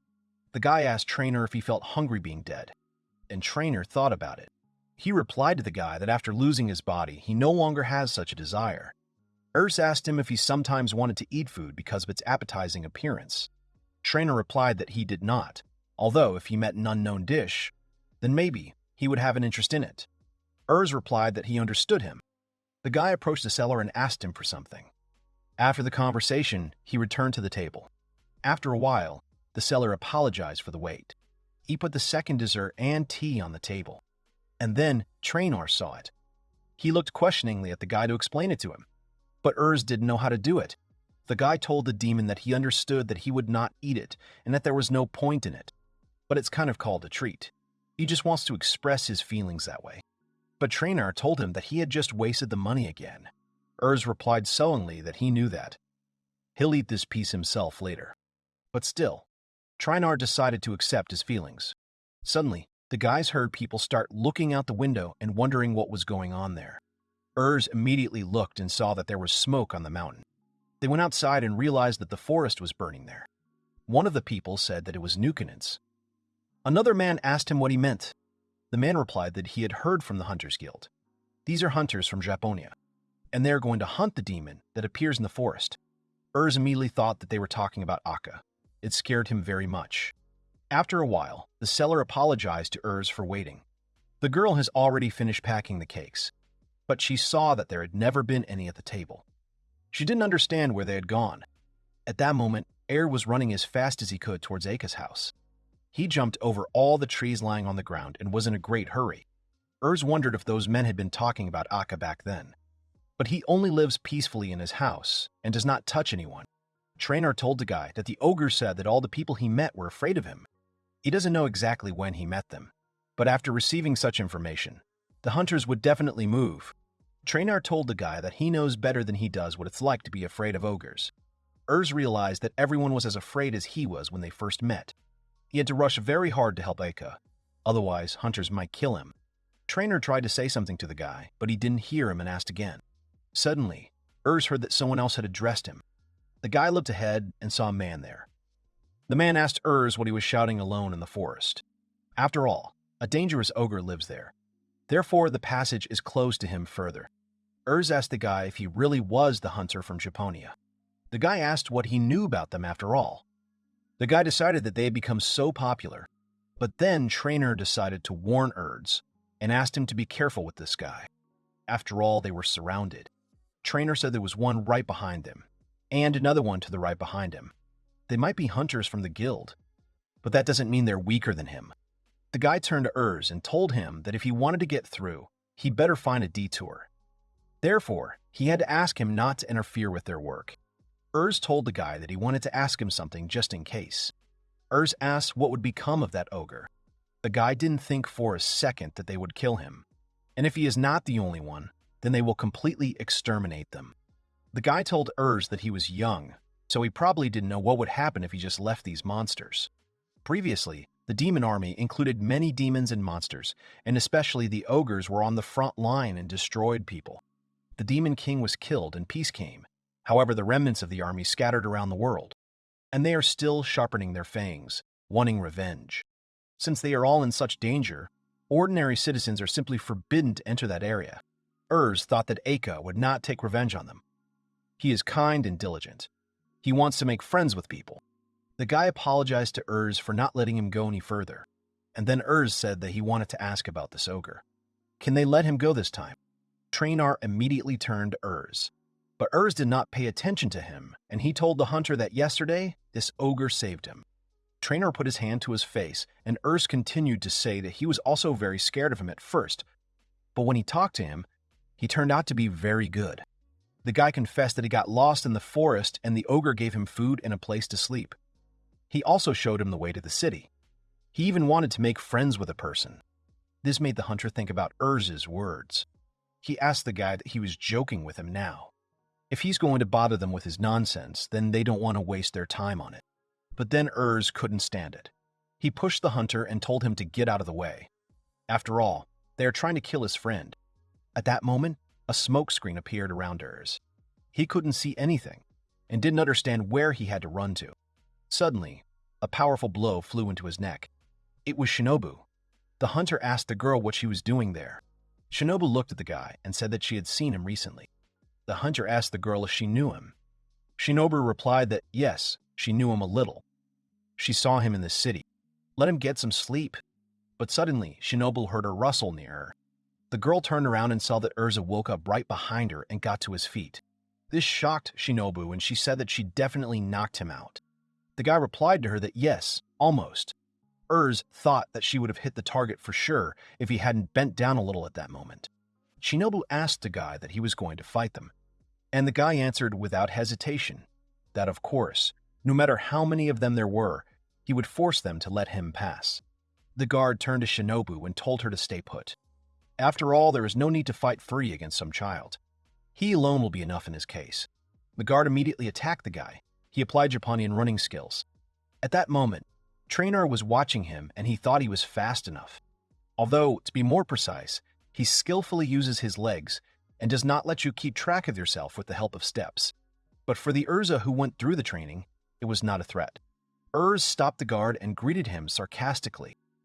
Was able to deflect the guard's blow, and all the guys were shocked by what they saw. They said it just couldn't be.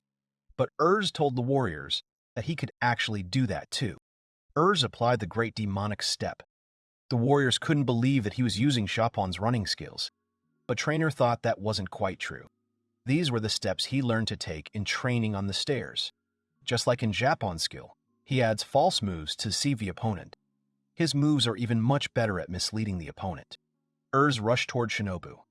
One of the warriors immediately tried to protect the girl from the guy's attack, but the warrior didn't understand how was using false moves. And because of these thoughts, he received a blow. The warrior was very curious about who this guy was. After all, he is not just a child. We must not relax, otherwise they will be defeated. Trainer thought that they were, of course, masters at their craft, but he must have overestimated them. If compared to the master of the sword and his lightning-fast technique, they are certainly slower than him. The warrior told that he would have to work harder in the battle with this guy. Asked Trainer what he would do now. The demon told him that in the Empire it was called a spell. There are 2 warrior villages in Japonia. Some warriors wield a sword, and they are called samurai. But others are the people who protect Japonia covertly, and they call them ninjas. The warrior used a ninja wind spell towards Urza, a spiral vortex. Looked at the warrior and said that it was essentially wind magic. Used earth magic, a solid earth wall. This surprised the warrior very much, and he did not understand how such a thing could happen. And continued, and he slammed his fist against the earthen wall with all his might. This scared the warrior, and he realized that it was a distraction with stones. Hit the warrior in the face, and he instantly rushed past Shinobu. The guy was very happy about it.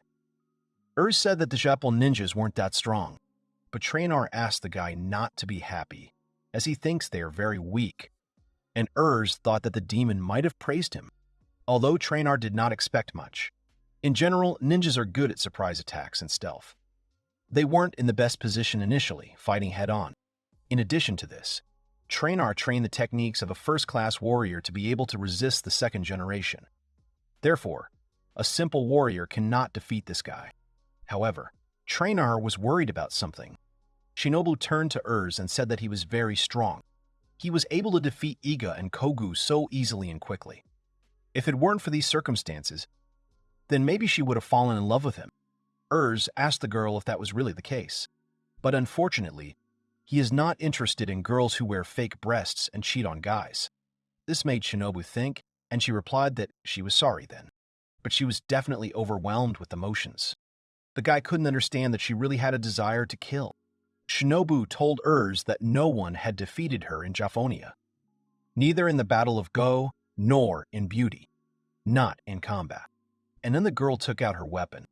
Shinobu continued that except for one of the 7 heroes, Master Kojiro and the only one recognized by him, his older brother. Trainer tensed and wondered if she was really a student of this ninja. And then Shinobu, with crazy eyes and a smile, invited to immerse himself in a storm of emotions.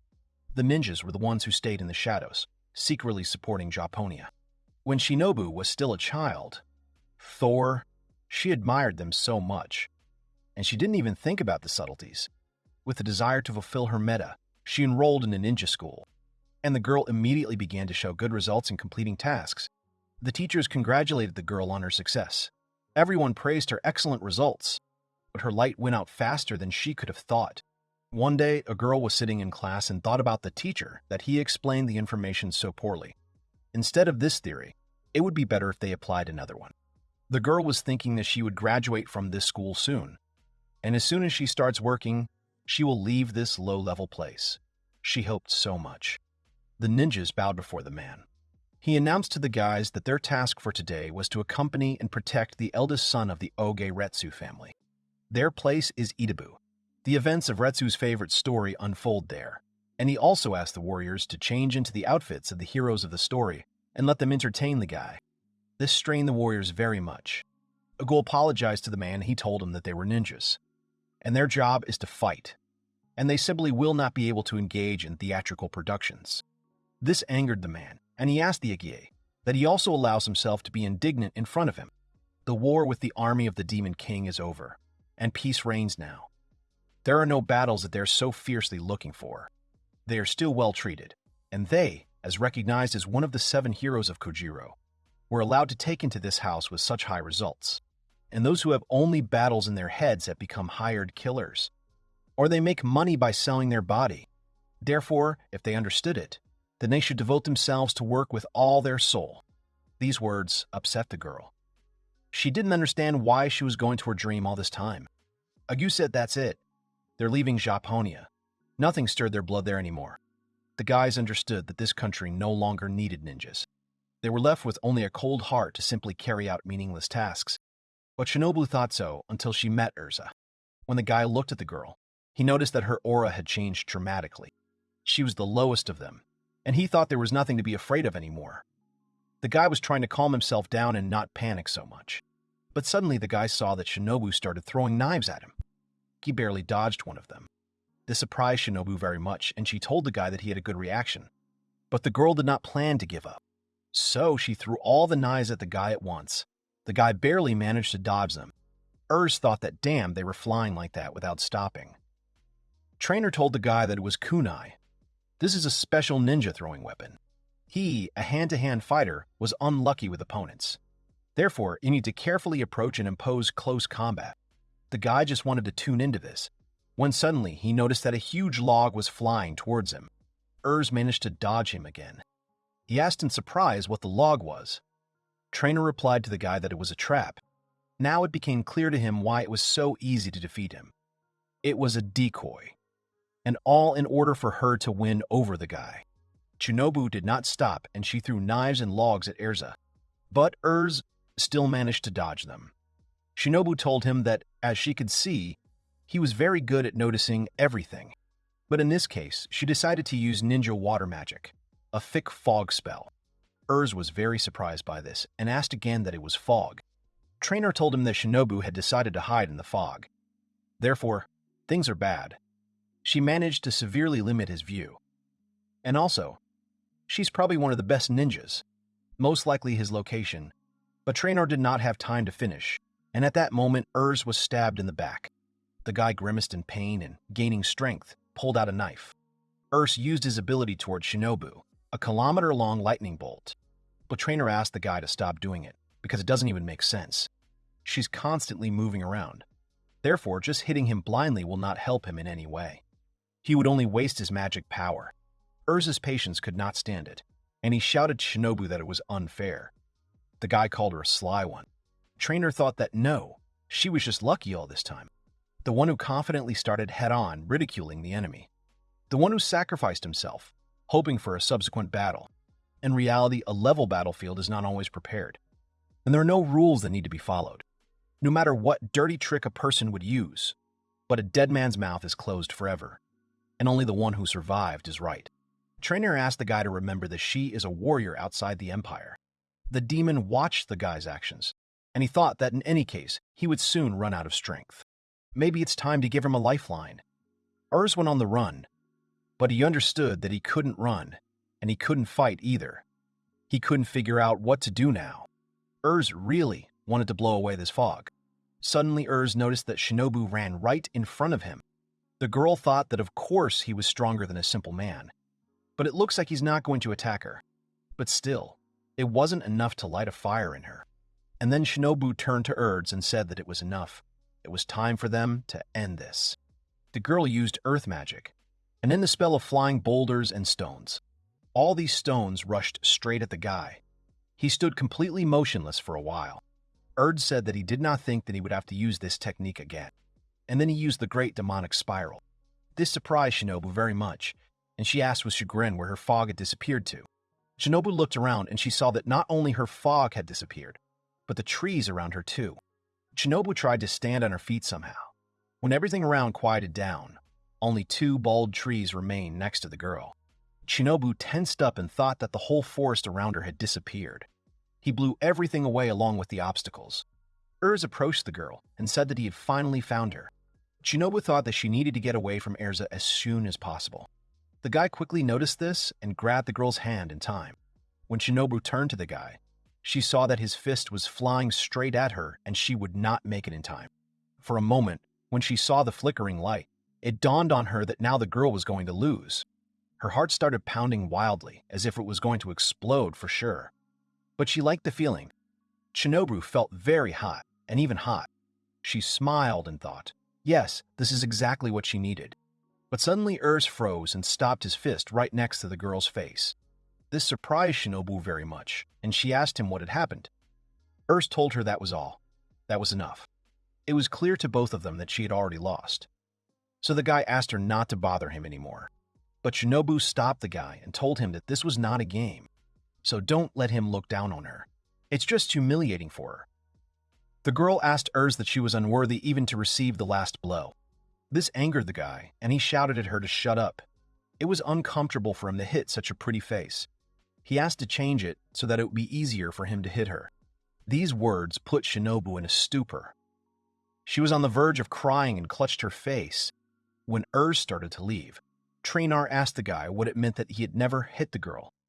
But the guy just sighed heavily. Shinobu was in shock, and she kept remembering the guy's words that he couldn't hit her because of her pretty face. Trainar told Erz that despite this, he walked towards her quite confidently. Erz replied to the demon that she was just more of a monster. Shinobu couldn't handle her emotions.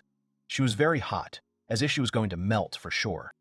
Erz decided to take advantage of the possibility that Shinobu was standing in a stupor, and he decided to run to the ogre. But the girl immediately rushed to catch up with him.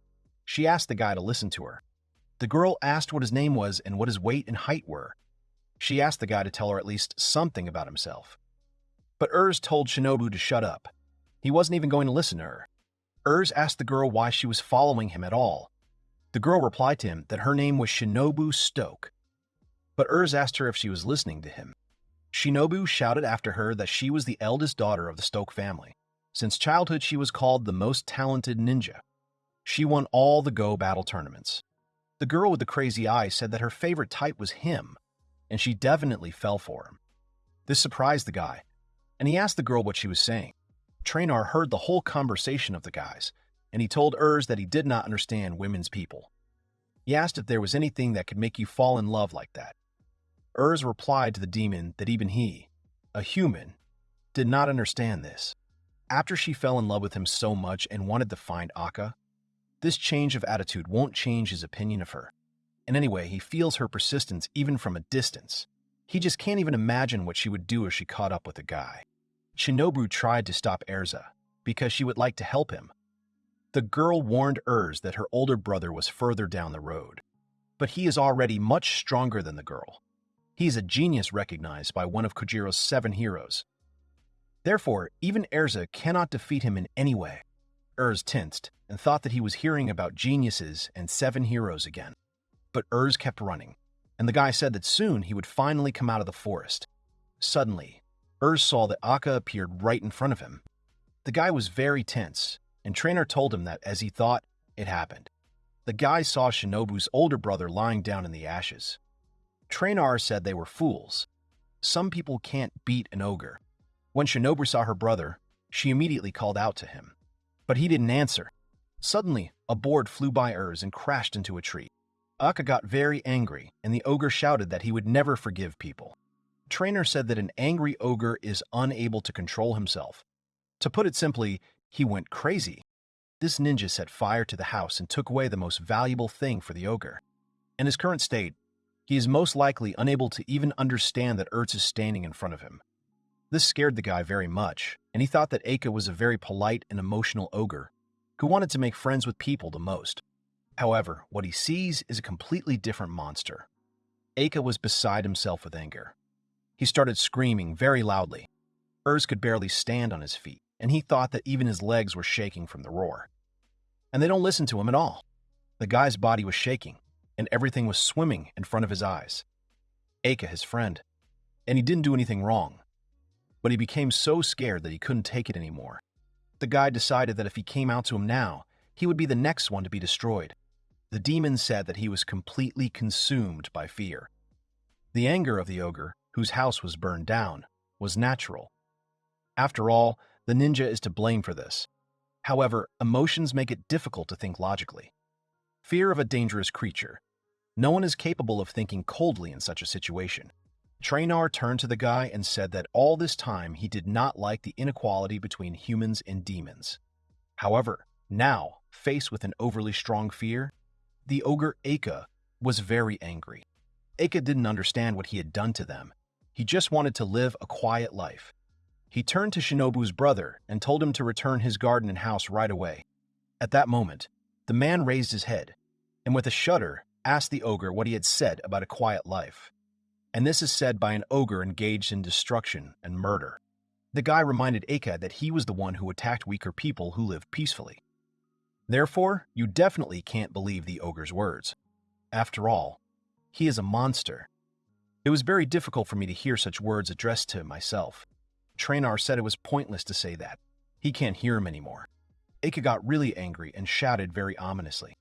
He headed towards Shinobu's brother and at the same moment swung his huge fist at him. Shinobu was very scared for her brother. Trainar saw Ertz jump out of his seat and walk towards Aka. He jumped off the ground and kicked the ogre's hand away from the girl's brother. Everyone was very surprised that Ertz did this to him.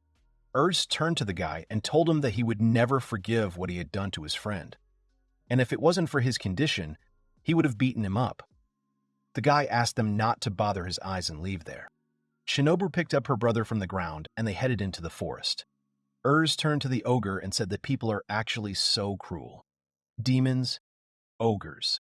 They were all divided into categories. They are afraid of themselves and hurt everyone around them.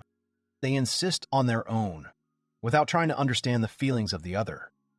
Aka wasn't going to destroy anything at all. Ertz remembered that he too had almost become the same as that ninja. He was also very scared. He suffered from the opinions of the people who surrounded him then. Shinobu turned to Ertz and she asked the guy to stop doing stupid things. After all, an ogre who's gone off the rails can no longer be defeated. But this angered the guy, and he shouted at the girl to shut up. The guy told them both that they didn't even dare to open their mouths, being guilty of all this. The guy turned to Aka and told him that he wouldn't let him kill anyone. Therefore, he was willing to take all his anger and grief on himself as his friend. And Aka immediately pointed his fist at him. Shinobu and her brother watched in disbelief as they fought. The guy asked that Ertz call the ogre his friend. What is this guy talking about anyway? Shinobu replied to her brother that she did not know. In another situation, she would have dragged him away and run away. But do they, the guilty ones, have the right to stop him? Ertz has been shortened by the blow of an angry ogre all this time. He told Trainer that no matter what he said, one punch and he would just be finished.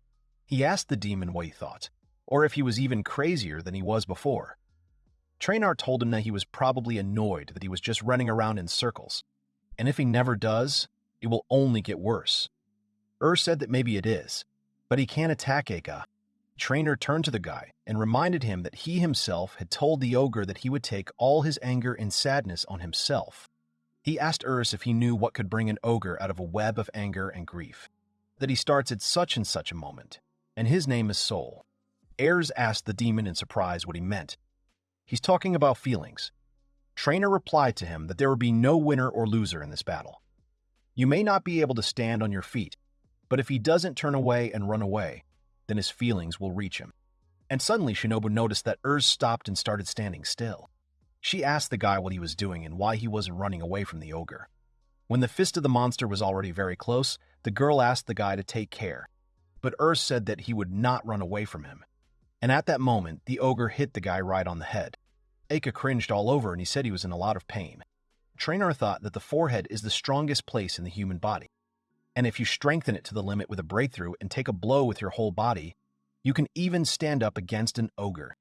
Heirs had lost a lot of strength and he was surprised to think that his head was splitting so much. But if he holds out, then Eika will definitely come back. Trainer thought that, however, it was like walking on thin ice.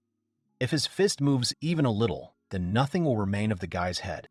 Dynamic visual acuity and good reflexes were important there, as well as a strong soul unshaken by fear. And so Eika strikes the guy's head again. Heirs decided this time to apologize to the ogre for the people, for the fact that they destroyed his house, which he built himself, and the vegetable garden, which he so tenderly cared for. After all, everything was destroyed there too. He slept with Urza and cooked dinner then, but he couldn't even bring him a cake as a thank you. The guy realized that everyone is the same, both humans and ogres. At this moment, Akka strikes another blow to Urza's head. The guy could barely resist and he said that they get angry when something is destroyed and sometimes even go crazy. But the difference was that ogres were much stronger than them, humans. This angered the ogre even more. Shinobu looked at all this and she didn't understand why Ertz was doing this. He can just leave him, and he'll calm down on his own. Why is he doing this at the risk of his own life? Trainer replied to the guys that they would not understand this. This guy knows better than anyone what happens when you become the cause of fear. Someone close to you. And that's why Heirs will hold out his hand to him until the very end. And he will scream until he gets to the very heart. Trainer laughed a little and said about the petty people that they considered him weak, his bravest student. When Urs took another blow from the ogre on himself, Trainer said that such stupid people are unable to see this beautiful sight to goosebumps. This guy is risking his life for a friend. He is the real hero. And so Akka sat down on the ground and he said that his whole body was tired. He has no more strength left to do anything, and his legs do not obey him.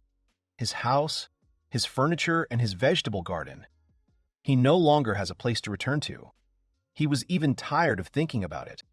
The ogre slowly began to fall into unconsciousness, but Urs managed to reach him. The guy hit the ogre on the head to make him come to his senses. When the ogre saw the guy, he called out to him. Urs made sure that he was all right, and he immediately fainted. Eika was shocked when he saw the shabby guy. The ogre told Urs that he was all beaten up. But did he really do this to him? In response, the guy smiled sweetly at the monster and showed him 2 fingers. Tears appeared in the ogre's eyes, and he began to ask the guy why he went to such a thing. After all, they only met him yesterday. Why would he do this for a monster like him? And then the guy remembered the ogre's words, that Urs was a great guy. He turned to the ogre and shared with him that he had told him what he wanted to hear the most. Ogres have tremendous destructive power. But Eika doesn't like himself like that. After a while, Eika laid the guy on the soft flooring. He started cooking dinner while Urs was sleeping it off. When the guy woke up, he asked the ogre what happened to him. And the guy remembered that he had fainted. He had a very bad headache from the constant blows. Urs sat up slightly and saw that Eika had bandaged him. But the ogre told him no. The girl who was with him did it. Eika lowered his head and told the guy that he couldn't believe the people who destroyed his house. But she pressed her head to the ground. Shinobu shouted at the ogre that she understood that she was meddling in something else. But she confessed to Eika that this man is very dear to her, and she asked him so hard that he just couldn't refuse her. Urs heard about Shinobu again, and he asked the ogre that he was being serious. The ogre asked the guy if he knew this girl. Urs told him that no, he was seeing her for the first time. Eika told the guy that surprisingly, she was good at bandaging the wounds. She bandaged the ogre himself. Urs realized that this was what was happening to them while he was sleeping. And the ogre also remembered that the girl asked him to give it to him. Urs looked and saw that it was a census notebook. But the guy didn't understand what he needed it for. Urs opened the notebook and saw that it was written on behalf of Shinobu. That she recognized his name, but would not mention it. It's because she wants to hear it from his mouth. But the guy didn't like it and he asked what she was talking about. It was a poem. Shinobu wrote that she witnessed his battle with an ogre. And for the sake of saving his friend, he stood in their way, on the path of the ninja from Japonia, and, without retreating a step, defeated them. She had seen many warriors before today, but it was very rare to meet someone like heirs. And moreover, he, being in front of an angry ogre, stands with his head held high, completely forgetting about fear. But then heirs thought that at first he almost died of fear. The guy continued to read that despite the danger, he didn't even think about leaving him. Then the girl realized for the first time that friendship between a monster and a human also takes place. And when the battle was over, she noticed that a tear rolled down the ogre's cheek. At that moment, her heart also clenched tightly. And now all she thinks about is how petty his soul was. She also thinks that she regrets her action. After all, she attacked his home, thinking only of the reward. So it's more likely an apology letter than a correspondence pad. Eika turned to heirs and told him that the gang leader had told him the same thing back then. She then said that they would fix both the house and the vegetable garden. Anything to make amends. That's what she said at the time. Heirs asked the ogre what he said to them. Eika replied that he refused it. After all, he didn't want to mess with them anymore. So he then told them to come down the mountain in silence. Heirs understood the ogre's condition. After all, no matter how much they apologized to him then, there was no way to heal the wound on his soul. They couldn't solve the problem that easily. Heirs continued to read from Shinobu that somehow, as he already knows, he stole her heart. And to be honest, she's ready to marry him right now, and she wants to get to know him better. Therefore, the girl asked me to write everything about myself in this notebook, as it is. And then heirs turned the page and saw a huge list of questions. The girl was wondering what his eating preferences were, which girls he liked, whether a kiss initiated by a girl was acceptable for him, what scenario he would like to implement for the first time, what size of breasts he liked, how many children he wants, and in which section they will write them down. Heirs couldn't read it, and he slammed the notebook shut. Eika wondered what had happened to him, but the guy replied that it was nothing serious. After a while, the guy started eating dinner. He asked the ogre what he was going to do now. Eika hung his head down and disappointedly admitted that he was thinking of leaving this place. In the city by the mountain, everyone already knows about No, and someday they will definitely come for him. This slightly upset the guy, and he replied that everything was clear. But suddenly, heirs decided to check with the ogre that if he suddenly doesn't mind, then he doesn't want to go with him. This surprised the ogre, and he asked the guy what he meant. Heirs admitted that he wants to see this world, gain experience, and become someone who will do something great. And that was his goal at the moment. And if Eika goes with him, then they will definitely have fun. But Eika decided to ask the guy if he was against him going with him. Heirs replied that of course he didn't mind. This touched the ogre very much, and tears appeared in his eyes. Eika turned to heirs and told him that he was such a good person. It made the guy smile. Heirs asked the ogre, in that case, where he would like to go. Eika continued to sob, and he replied to the guy that he was leaving the empire for the first time. And he also told the guy that for being his friend and for saving him, he wanted to thank the guy for all this. After a while, heirs and Eika went to bed. When morning came, heirs asked Traynor that it was already morning. The demon replied that no, it was already noon. The guy stretched out and said that he had been sleeping for so long.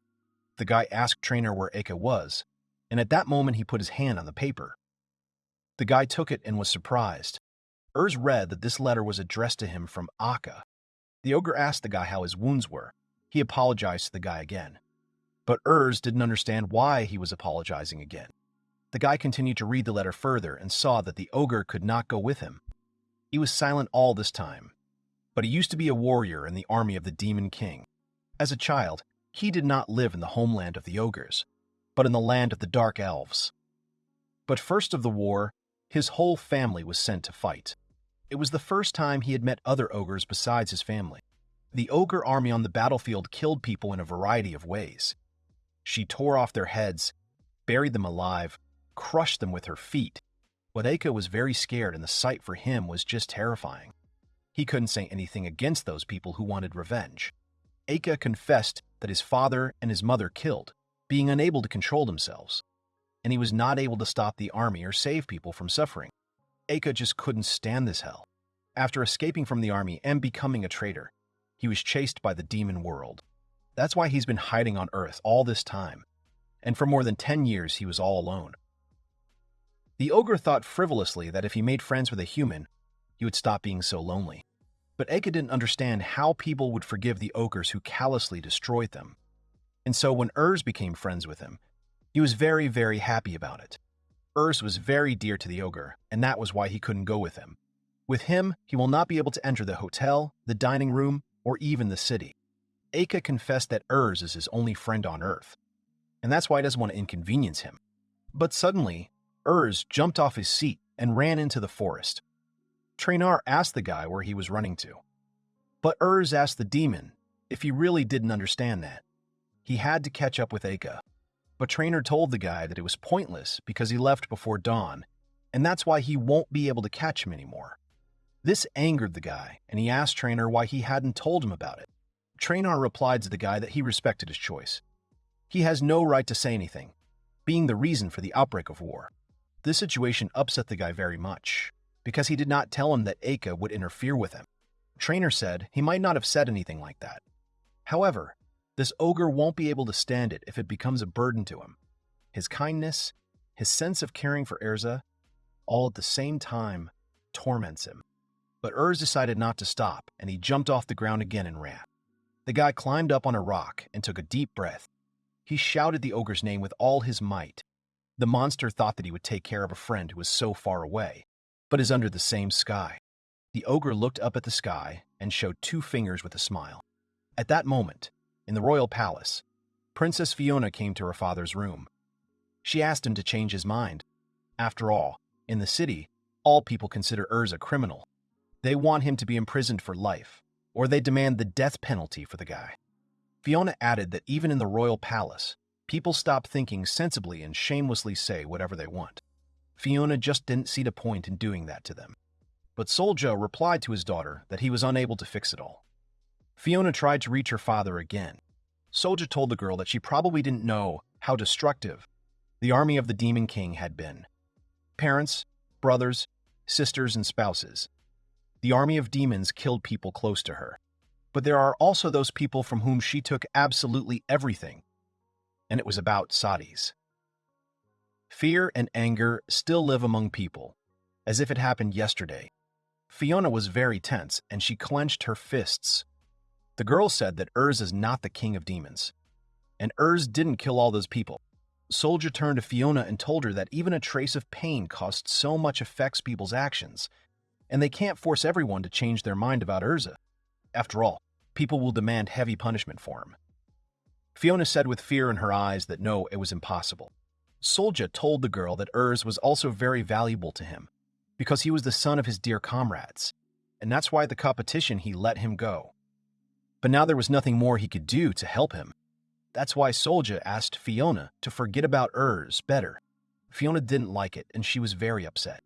At that moment, Fu and Rival were standing in the hallway talking. Fu turned to Rival and asked him what he remembered, after all, how he and Urza, the princess and Rival, how the 4 of them played heroes. Rival asked the guy why he suddenly remembered this. Fu told the guy that Urs always led them back then, and they gathered together on the street every day and promised each other that they would become stronger than their fathers when they all grew up. Fu smiled sweetly and said that they would become stronger than their parents. But if you think about it, it sounds very brave. However, Fu noticed that Urs was glowing from the inside out then, and Urs's confident words always cheered him up.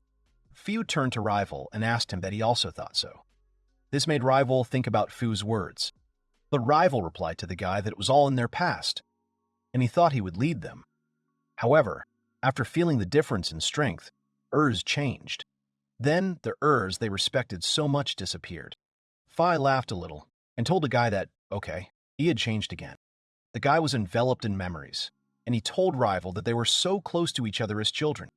But as their paths began to diverge, they began to talk less and less and share their experiences.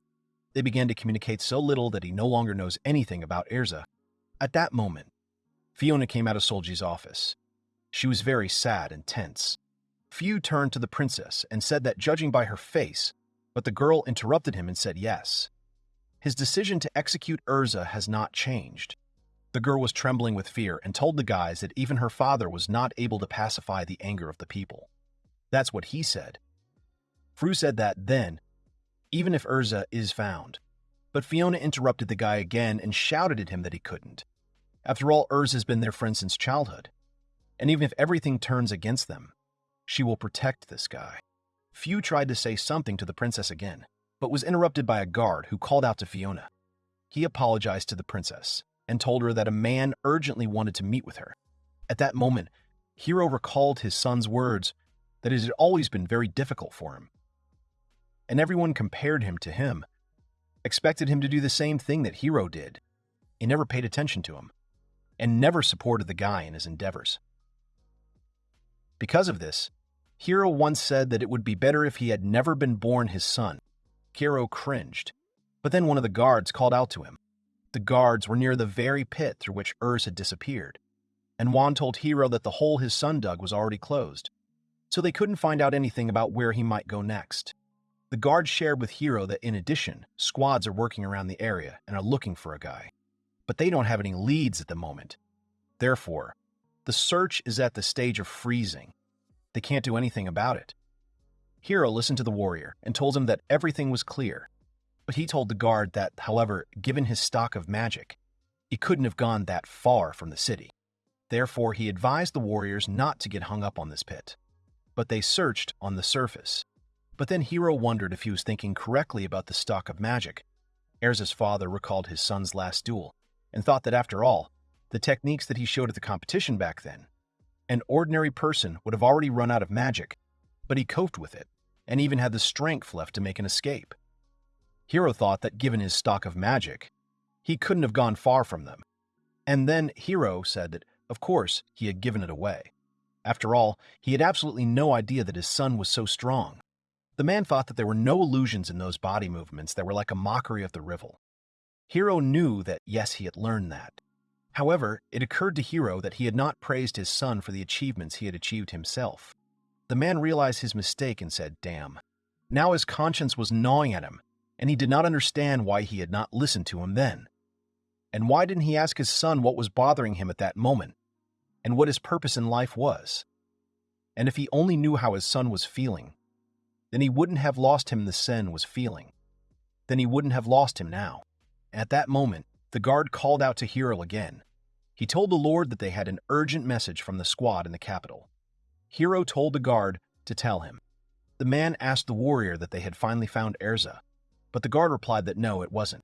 The warrior informed Hiro that Princess Fiona, Shanae Rival, Midai Fu-They had all disappeared from the city. This scared Lord Hiro very much, and he asked the warrior what he was saying. At that moment, somewhere in the forest, all the children of the heroes, as well as other close people of Urs, gathered together. Mamu saw who came to meet them, and she told the guys that there were a lot more of them than she expected. Mamu saw that Princess Fiona was among all the people. She turned to her and told her that she was the heir to the imperial throne. She shouldn't have come there, because it might not end well for her. But Fiona was absolutely sure of her choice, and she told her no. She was sure that she was stronger than the knights of this empire. So she wanted to meet Urs herself, and she absolutely cannot sit idly in the imperial palace and wait for someone to find him anymore. Mamu still decided to persuade Fiona again from this and ask her to come back. Few told the guy's mom that he didn't know what Urs himself thought about this. But he was dear to them as a childhood friend. Fu turned to Rival and asked what it was like. Riwal agreed with him on this. Sadis told the guys with a smile on her face that everyone was thinking the same thing. They really want Urs to come back to them, and so that they can meet him again as soon as possible. They all want to understand his worries and goals. And all this in order not to make a mistake this time. Sadis listened to Mamu, and she agreed with her. And then Mamu gained strength and confidently asked the guys if they were ready to go on the road. After all, a path awaits them outside the walls of the imperial capital, and she can't guarantee the safety of all of them. Mamu informed the guys that it was time for them to move out. All the guys agreed with her and said, "That's right." At that moment, Urs realized that he would not wait for an answer from the ogre Aka, and he got off the big stone. The guy went into the forest, and along the way, he thought about everything. Traynor saw his feelings, and he asked the guy that he was already on his way, but the demon did not wait for an answer from him. Traynor decided to somehow support the guy in his disappointment, and he told Urs that once upon a time, Hiro and the others dreamed of an equal world between humans and demons. Urs asked Traynor what he was saying about his father. Traynor replied that he did. He told him then that wars don't do anything. Peace between all beings and all that. However, it was simply impossible not to avoid the emergence of a difference in views on things and in culture. And even because of such a small thing, conflicts flare up. After all, even interspecific wars arise, and they're even more frequent between different species. Heirs replied to him that it meant that what he had done was pointless. But Traynor told him that by no means. His actions really saved the ogre. Fulfilling his only wish, he became his friend, and it became a strong support for him. Heirs told the demon that he hadn't changed anything globally. Traynor told him that he was now. Traynor turned to the guy and asked him not to forget what he had done to the ogre, and he asked him to think about him and become stronger. He shouldn't have stopped there. Traynor asked the guy to explore the world, and based on their actions, maybe they can find a clue. A clue to the answer that hero couldn't find. Traynor told the guy that maybe now he is taking only small steps towards his success, but experience and passion do not lie. And right now, the world is about to turn upside down, and the path of Urza is just beginning.